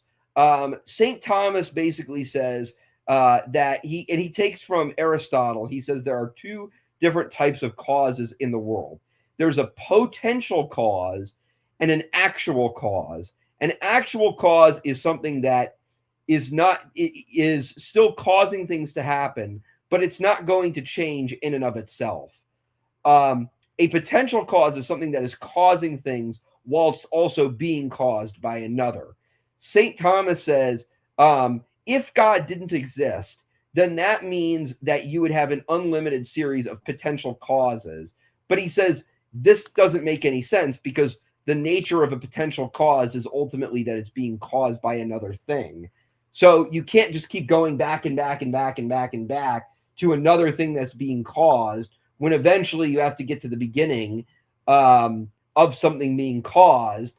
And so he says eventually you would have to go back to something that is a pure act, which isn't potential in any way, which has no parts, and ultimately supersedes the nature of all other things. And he says that this is God. This pure act is God. Excuse me. The third reason is the necessity, the argument from necessity, kind of taking from the second way. The argument from necessity is the idea that anything that doesn't need to exist is contingent on another thing. Again, look at your body. Your body is contingent on blood and, the brain and all these You other. gotta, well, you also have to eat. And I mean, whether it's a vegetable or a plant. Exactly. So, Your body is some people are like, oh, well, I got to be vegan. It's like, it's still a living, you're eating a living thing. So clearly, a plant's not talking to me, but plants are real. Clearly it's a thing. It's an organism. It's growing. So who's to say a plant doesn't feel what an animal feels? sure. Well, that's But you still have exactly to consume it. right. Well, that's exactly what St. Thomas says. So St. Thomas basically says that anything that doesn't need to exist is contingent. Like you and I don't need to exist. Like the world wouldn't fall apart if we didn't exist. Therefore, our existence is contingent on something else. And St. Thomas says the more and more and more and more and more you get back, eventually, if all things, you know, get their necessity from something else, eventually they need to receive that necessary from an ultimate act that from an ultimate act that is necessary to exist. And he says that ultimate act that is necessary to exist is God itself. So that's the third way. The fourth way is the argument from perfection. This is probably my favorite of the 5 ways, although admittedly it's probably his least popular way. This is the argument that God is the supreme good. And he says the reason we know this is because all men strive toward or naturally strive towards a perfect end, or strive towards perfection. Even an atheist can detect that there is perfection or a lack of perfection in the world. And so St. Thomas says there must be a cause or a source of that perfection. And he says that source is God itself. And he basically says that God is goodness itself. He doesn't just say God is a good God. He says God is goodness itself. And God is all goodness that all men strive for is God himself. People may not realize that's God, but it is God. And then the final argument is the argument from teleology or final causality or purpose. Essentially, St. Thomas says all creatures have a final goal that is perfect. Ultimately, you don't look at a plant and say, like, you don't look at a plant that shrivels up and dies and say, oh, well, that's a perfect plant because it shriveled up and died. Well, No, all things shrivel up and die. I mean, we're all right, gonna but die. Like you are never in your most flowerful moment. Like things flower, reproduce, they die. A salmon, reproduces and it dies. It's never in its perfect living moment. that's Always. true, Yeah. but there's still a goal that we're all trying to achieve. Like, for example, a bee in a beehive, has a goal that it is trying to achieve. Yeah, it's helping its community. It's the bee by itself is nothing. It would die because they're all females and they can't reproduce. Well, I So, understand but that. anyway, sorry. My point is the bee still has a goal. It's still trying to achieve a goal wherein it's still trying to achieve a goal wherein it meets perfection, and it there's perfection in the hive. So it's still trying to perfect Yeah. a certain thing in its life. And likewise, we as humans, we strive to be good, we strive to have charity. So we're still striving for perfection in our life. So there's still an end that we're trying to get towards. And St. Thomas says, in order for that end to exist, there has to be an intellect. He makes the comparison of an arrow that's being pointed at a target. Ultimately, an arrow can't be pointed at a target if there isn't an intellect behind the arrow. And St. Thomas says that intellect is God. And those are the 5 proofs for the existence of God that St. Thomas comes up with. What's your where do you stand, Zombie? What do you believe in, if anything? I was atheist for a while, but then I started realizing I definitely don't think atheists know everything, and really a lot of them seem kind of like something's wrong with them. So I'm like, well, let me talk to like some other religious people, and sometimes like they're saying the most genius stuff that an atheist they'll make something smart, but it's like it's such a controlled thing or something like they only have so many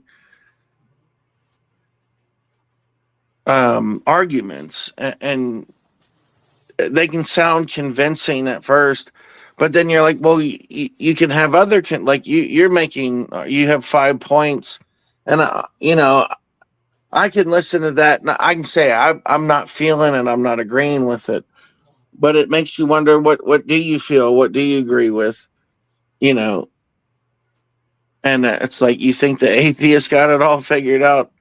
Who do you think's got it figured out more? People that really think about it. And like you say, this guy thought about it. I mean, that's what we have. Like who told Tesla how to make a Tesla coil, or Isaac Newton? People think about it and they invent it, or just discover it, or whatever. And so even God could be a discovery, even though Right. it could be hard to understand. Because like some of the stuff you're telling me, I'm like, I'm trying to digest it and understand it, and I'm like, you just never know. Like, so some people hear a different argument and they go, well, I might agree more with that, but does that mean it's true? Like, you can be lied to and believe in a lie, but are you winning with that? Like, clearly a lot of people believe in a lot of lies, so it's hard to discern. So I try to have discernment and think, okay, well, what's this or what's that? Yeah. It's hard to do. Yeah. And it's interesting because next week's video, so I do these videos every week. This is part of my series, which I call Aquinas Classroom, where I try to educate a little bit, people more on the teachings of St. Thomas. Next week's video is going to be where we talk about the 3 worst arguments for the existence of God. Even though St. Thomas Aquinas was a Catholic and a Christian, there were 3 arguments that people made that he did not think were sufficient arguments, and he actually thought that they did a lot of damage to the faith, and we're going to be talking about that next week. So Well, it's going to be pretty it's interesting because really you think about not Earth, America. America's 250 years old. This guy you're talking about is what hundreds of years eight. old. He's like 800 years old. That And so America's 250 years old. The guy you're talking about, he was around 800 years ago. But, there's a lot of history before that too. So, Right. like how, the, you got like, I get these confused. I'm a little dyslexic. Sorry. It's like Islam or Israeli or wait a minute. All right. That's where I'm messing up. Sorry. But if you look up even Muslims, they've been around a long time. So like the guy you're talking about 800 years ago, but then some of the dudes you'll hear about Muslim, they could be like 1,000 or 2,000 and you're like, wow, that's kind of crazy. Yeah. But that doesn't mean they're better or worse. It's just interesting to think of the time frame even. Right. So are you like seeking something in particular, or? Oh, I create my own. Who told this guy what you're saying? Who did God tell him, or this or that? That's an interesting thought. But what if I'm like this guy and I'm sitting here thinking about it too, and then I can either confirm or add to, like, what if I want to expand upon that, not to retract or, you never know. I also don't think I'm perfect and I know everything, but it's nice to, wonder, expand upon, or whatever, or maybe find out the truth, or I don't know everything. So I don't mind hearing other people's theories. And it's kind of neat that it says here he's from 1225 AD or something. And he lived to about 48 or 9. Right. Or whatever, but not that none of that matters. It's just. Have you read the Bible or had any interest? I mean, I'm sure I've read parts. It's hard for me to understand because maybe I don't. I have a problem understanding things like that because I understand things about it, but some of it, it's definitely older. Like everything sounds weirder when they're talking. It's not like just me and you talking now. It's like he, thou, the, blah, or, and it just sounds, and it, maybe you can get into that and understand it, but some people, they might, it makes it harder for them or something. I don't know. Mm-hmm. Right. Well, it takes some study for sure. Yeah. It's nice to think about too, because you're like, well, what was life back then? And this is what people are thinking. And it could be right. Because like you look at, they didn't have a lot of science like they do nowadays. So that's them explaining, and it still could be right because science today seems all not perfect. That's for sure. Because like what? 20 years ago, doctors were recommending smoking cigarettes. And then people look back at that and go, wow. Or not only that, people used to put radium on their lips and in the water. And it was like, like screwed them all up. Like they used to put radium in their toothpaste and then it rotted all their teeth out. Like, that's pretty bad. Right. Well, they used to put lead in gasoline and it messed not that this has anything to do with that, but it's just that times change, people think different. This is how they thought. It necessarily wasn't right or wrong. It might have more rightness than you think, and that's why you got to kind of really think about it and go, well, how do we know this doesn't have more meaning than you think, or something like? Yeah. Because definitely science ain't really got all the answers, or like, we have all the answers. We don't know.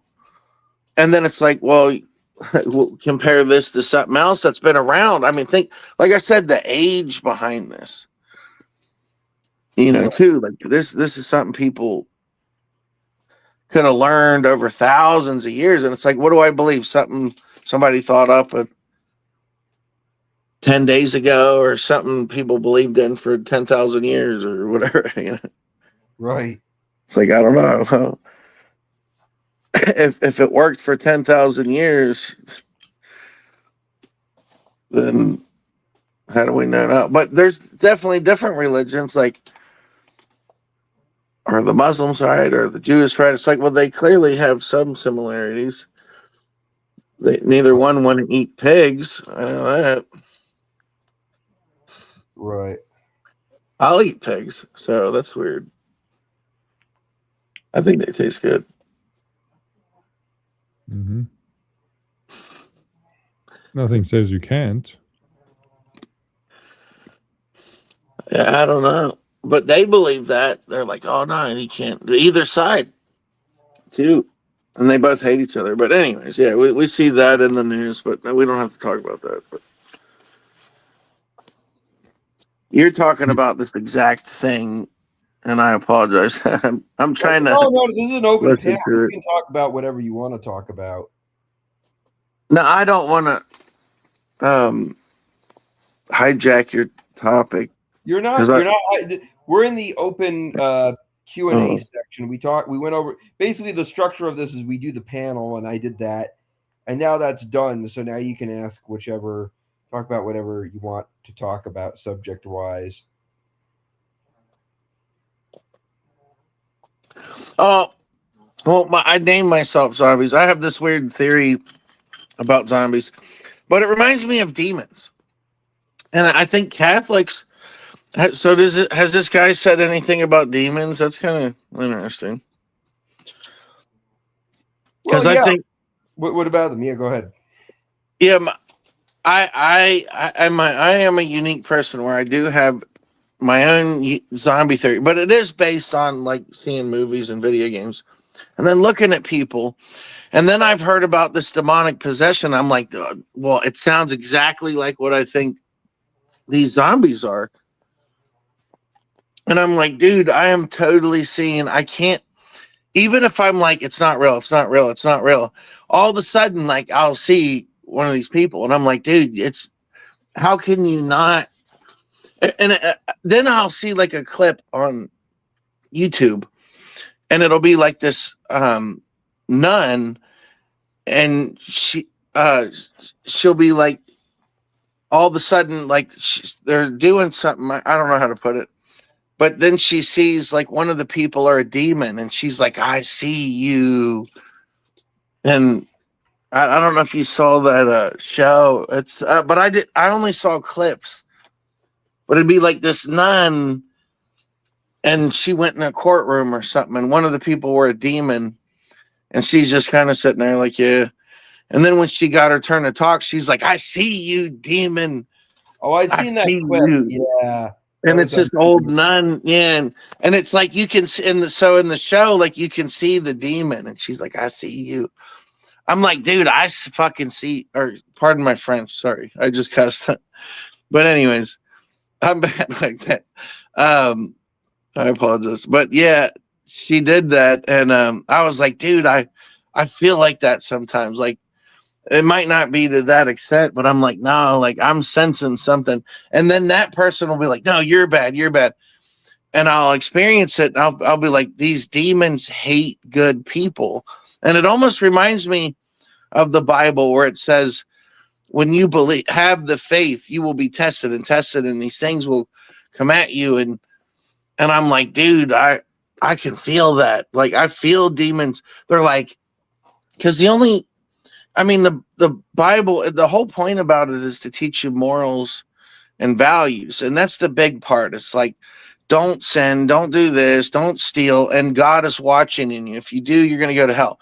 So it's self-government. Like you don't need the government to spy on you. God is watching everything you do. And it gives, and it's not just like an intimidation thing. It's like, no, it is if you robbed from everybody, well, you're mentally ill, you're antisocial. It's not right. I can understand trying to do that to get one over, but that's not what a society's about. How could I have my money in the bank if the bank robs me? We depend on stuff like that, and that's why these demons want to corrupt the morals. Dude, I think we're at a really crazy state right now. We're at the end. This is end times or something. I really believe, like the end of the end of the world or end times. We're in it, and it's going to end in the next like 3 or 4 years, maybe give or take a couple years. But I think we're at the end right now. I could be wrong. I accept that, but So you're pulling that from the Bible, I guess? no, nobody believes me, and it's funny. Very few you'll kind of hear, but I'm like, nah, I doubt they really believe it. But it's like, no, I swear, I think I figured it out because it's not something I read or find. It's my theory. Like, so who told this guy anything? Well, he thought of himself, and he's cool because he had a thought. It's like, so I like to go, well, I can repeat what he says, or I can learn what he says and expand upon it, or whatever. I mean, that's the whole thing about evolving, or not that God doesn't help with the evolving or whatever it is. Because I think Darwin believed in God. I don't think he was atheist. I think Darwin believed in God, and he was saying, I'm just explaining maybe what's God's doing. And it's like, yeah, it's not against it. It's showing the wonder of it, I guess I'd say. Yeah, there's a priest I'm reading who writes about Darwin. His name is Father Matthias Joseph Sheben. And he basically says the issue he had with Darwin was too naturalistic. Again, this guy was a student of St. Thomas, and St. Thomas's view was essentially on the matter was, faith and reason are basically, he essentially says that faith and reason are basically two different parts of trying to figure out revelation or figure out truth. He says that reason is ultimately the means wherein the intellect assents to certain truths. And then faith is ultimately a conclusion about things unseen that are still reasonable based on preceding antecedents. So, for example, if you went outside and you looked at the clouds and you saw rain clouds and you said, oh, I think it'll rain in 2 hours. Well, you're making a statement of faith that is based in the future, which you can't see the future with certainty, but you can still make a certain and reasonable conclusion based on antecedents, which are the clouds.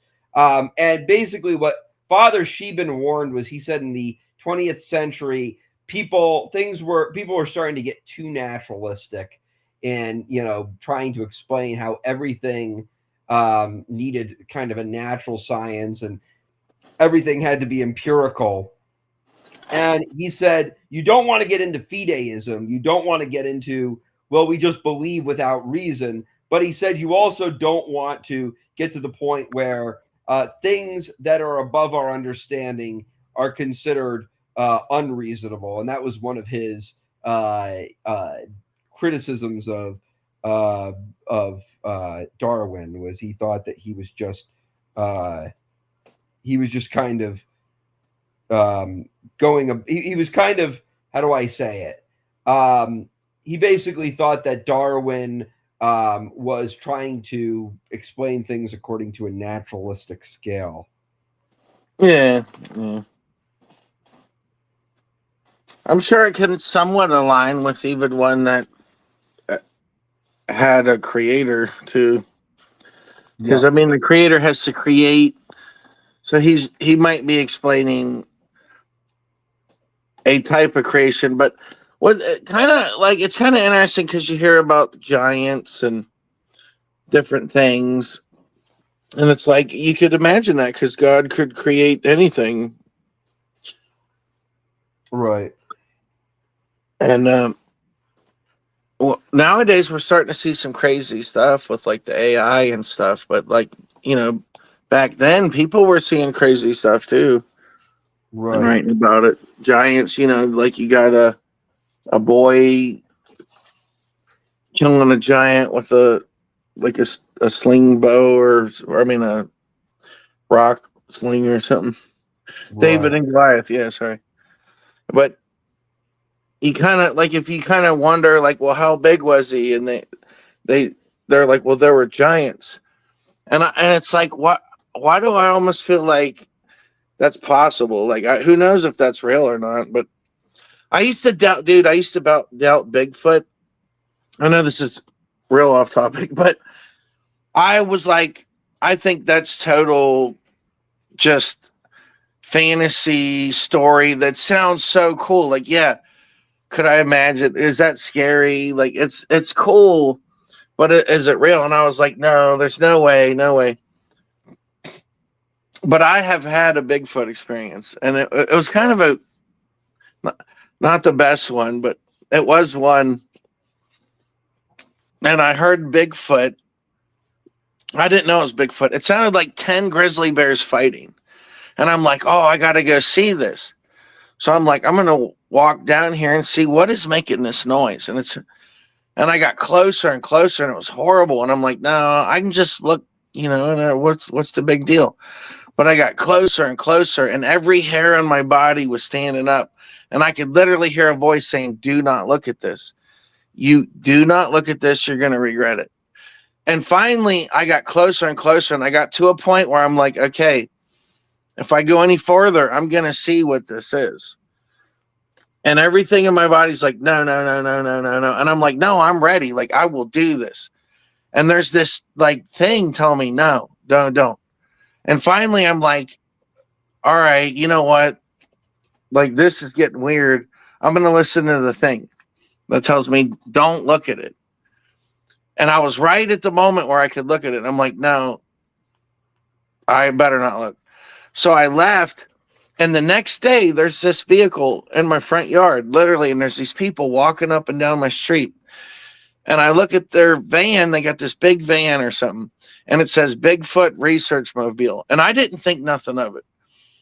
And I go outside and I'm like, hey, how you guys doing? You looking for Bigfoot? And they're like, yeah, we had a witness say they spotted crossing the road in front of your house here.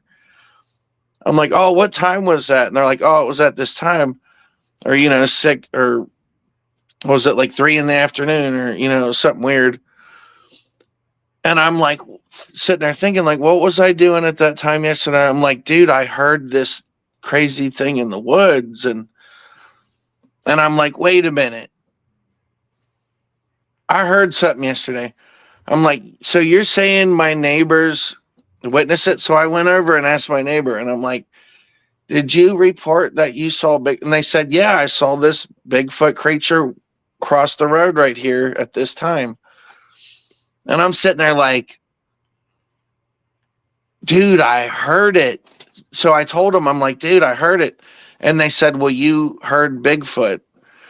So I was trying to ask them about it, and they really didn't want to tell me, but they kind of said, they're like, he might be interdimensional creature, which sounds stupid, but maybe that's God. It could be God, demon, maybe I don't know. But what they told me, and they said, no, they said they think a demon came to get me. And that Bigfoot showed. So maybe Bigfoot's an angel. Oh, that makes sense. I just realized that. So Bigfoot could be the angel, and then the demons are these other demons that are saying. Because I ended up asking the expert, I'm like, well, why do you think's going on here? And they're like, they're like, he's an interdimensional being, and he comes in to fight and help other people. And they're like, we think a demon was coming after you, and he showed up to fight it, and then he left.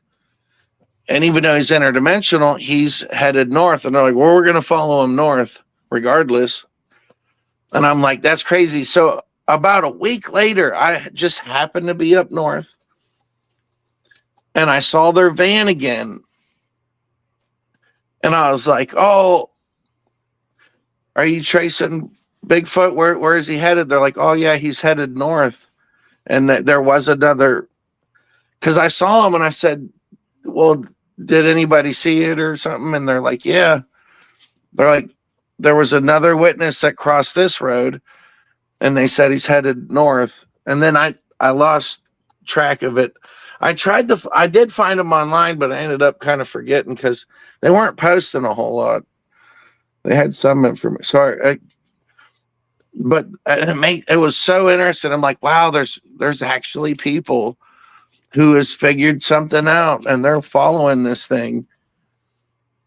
And as crazy as it is, like some people have got this down to a science, like, and we don't even know what they're doing because they're kind of secret too. Like,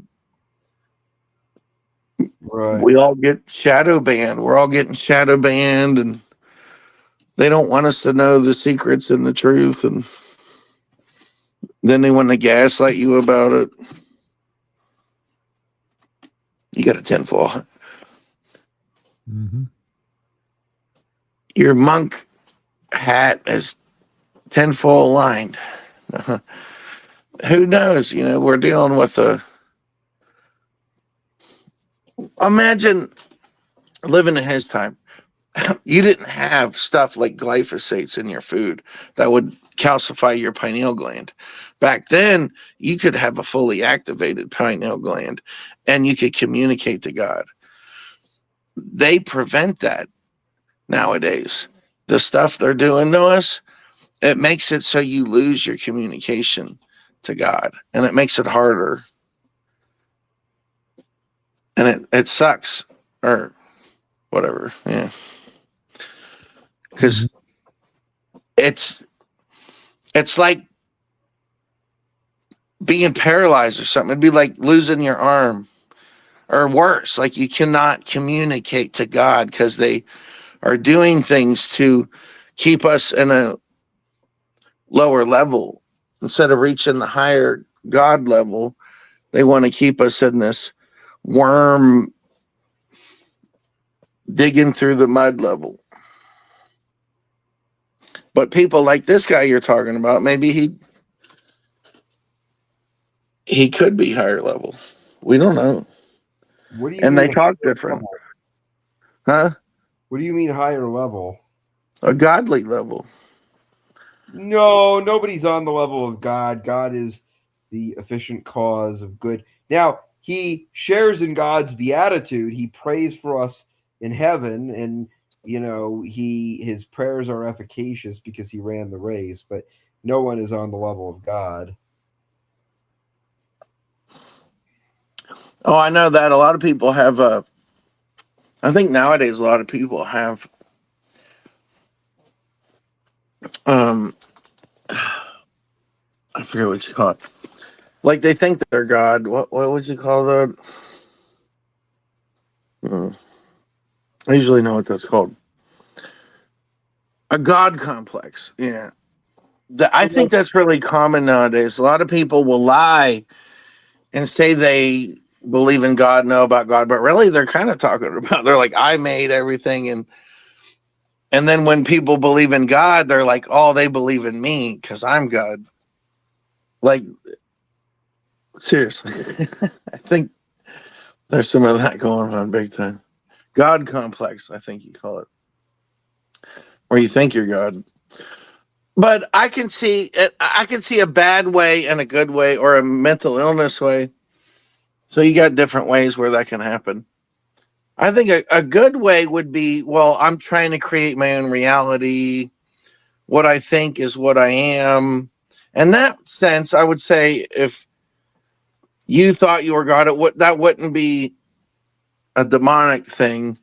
It would be you're mixing things, but not in a bad way, I guess. Yeah. Well, anyways, Thomas. Yes.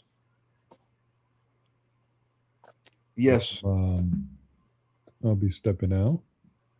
All right. All right. Well, And nice talking with you. Nice yeah. talking with you. Take care, zombie. Nice meeting you. Take All right. care. All right. See you next time. Yeah. Later. Oh, did I subscribe? Make sure you I'll subscribe. Right.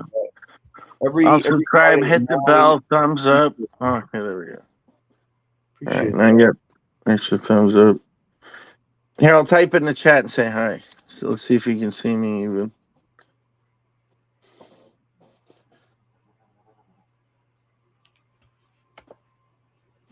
Oh, hey. Let me subscribe to you. I'm weird. I get stalked by demons, dude, and I'm not the greatest person ever, so I don't get it. And they talk so much crap about me. It's funny, Got it. but it's all just fake garbage. So, but they get weird with it. They kind of threaten me, and I'm like, well, geez, it's hard not to be worried when like they almost have legitimate threats. It's weird. Like, I Yeah. mean, they're kind of legit. And I'm like, dude, what the heck? I know I'm stupid, but it's like, I'm not doing Well, anything. You know what I'm saying? I would recommend, if you feel like you're actually going through demonic attacks, I would recommend talking to a priest or a spiritual director. I wouldn't mind that, too. Yeah. I've heard that Catholics know about demons and stuff, and I'm like, dude, I would not be discouraged from actually seeing what they, as long as it don't hurt me. Yeah. I'd be No. all right, dude. Yeah. Yeah. Well, I would look up exorcists in your area or spiritual directors in your area, because they should be able to help you with that. Spiritual director. Yeah. I'm definitely got some demonic activity that I don't want. No, it's okay. I kind of deal with it. It's not, I try not to be a victim. I'm a man, I'm like, well, God gives me with God, any weapon, God, I can handle it, or I get the sword of the armor of the buckle of the truth, or other stuff. I don't know. The word, I don't even know. I don't know what to do half the time. I'm not perfect. I'm a human being. I said I don't want to be bad. I like the morals and the values. Like nobody's perfect. Everybody gets tempted. There's temptation big time. And that's kind of like a peer pressure even. Right. I have, even as an adult, because I was smoking weed and I quit for like 6 months.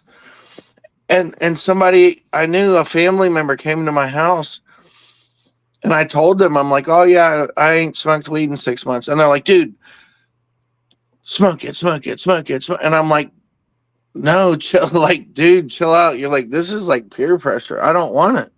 And they're like, no, do it here, to put it in your mouth. And I'm like,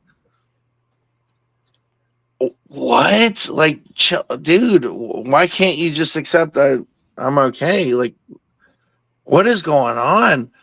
And it literally felt like a demon going, here, put this in your mouth. Here, smoke it. Oh. And I'm like, no. And I end up doing it. And the next thing you know, I'm like smoking weed. Right. And I'm like, dude, what? This don't make any sense. Like, I can't even make sense out of this. Like this, like, it makes me think God, demons.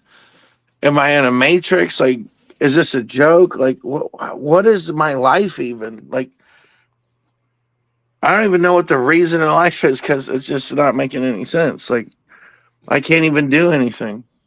And then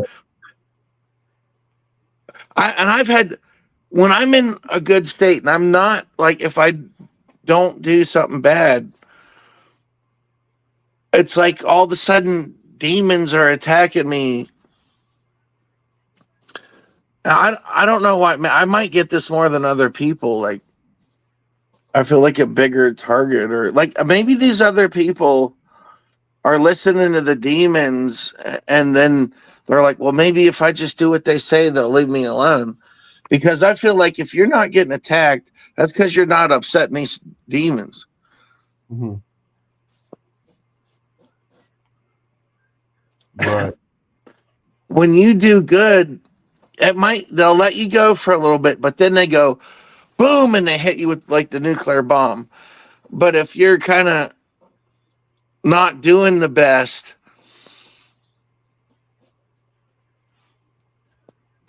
sorry. That's okay. They're like,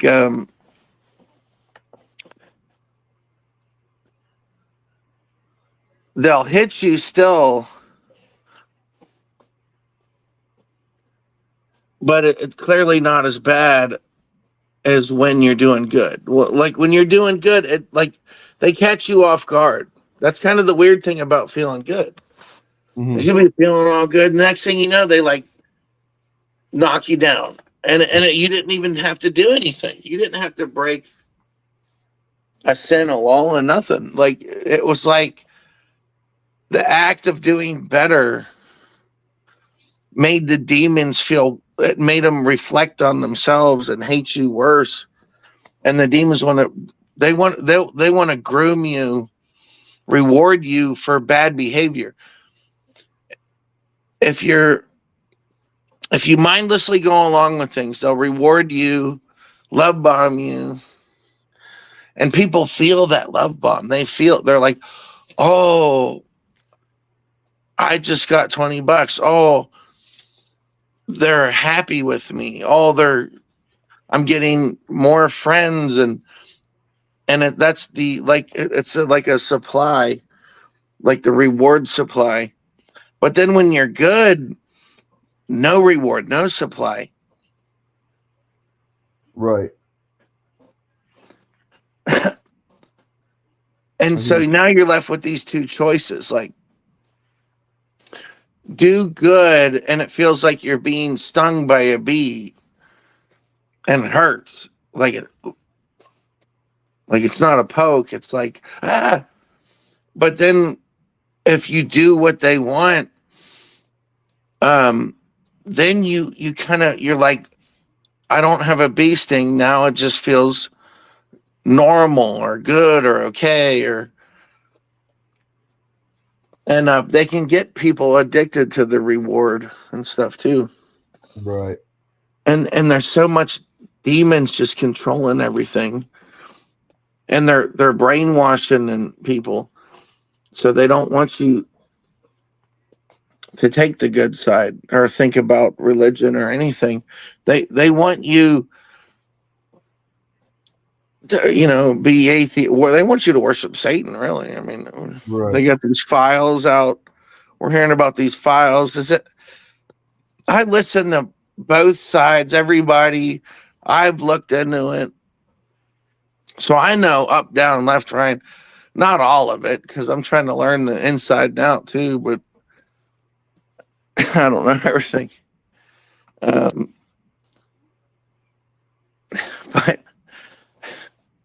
nobody cares about that. A lot of people are into it and they wish they were in the files, because like you look at the guy testifying and he's like, let me look at that picture, and he's like, oh yeah, I remember that was a fun time. Right. Like we are dealing with, I mean, I don't know if you've heard about the beef jerky, or I don't think it's a joke. I've known about that because when you're a deep diver, you learn about that stuff and and you feel it. You don't have to even necessarily see it. You can feel the presence, the aura, the ambience. Yeah.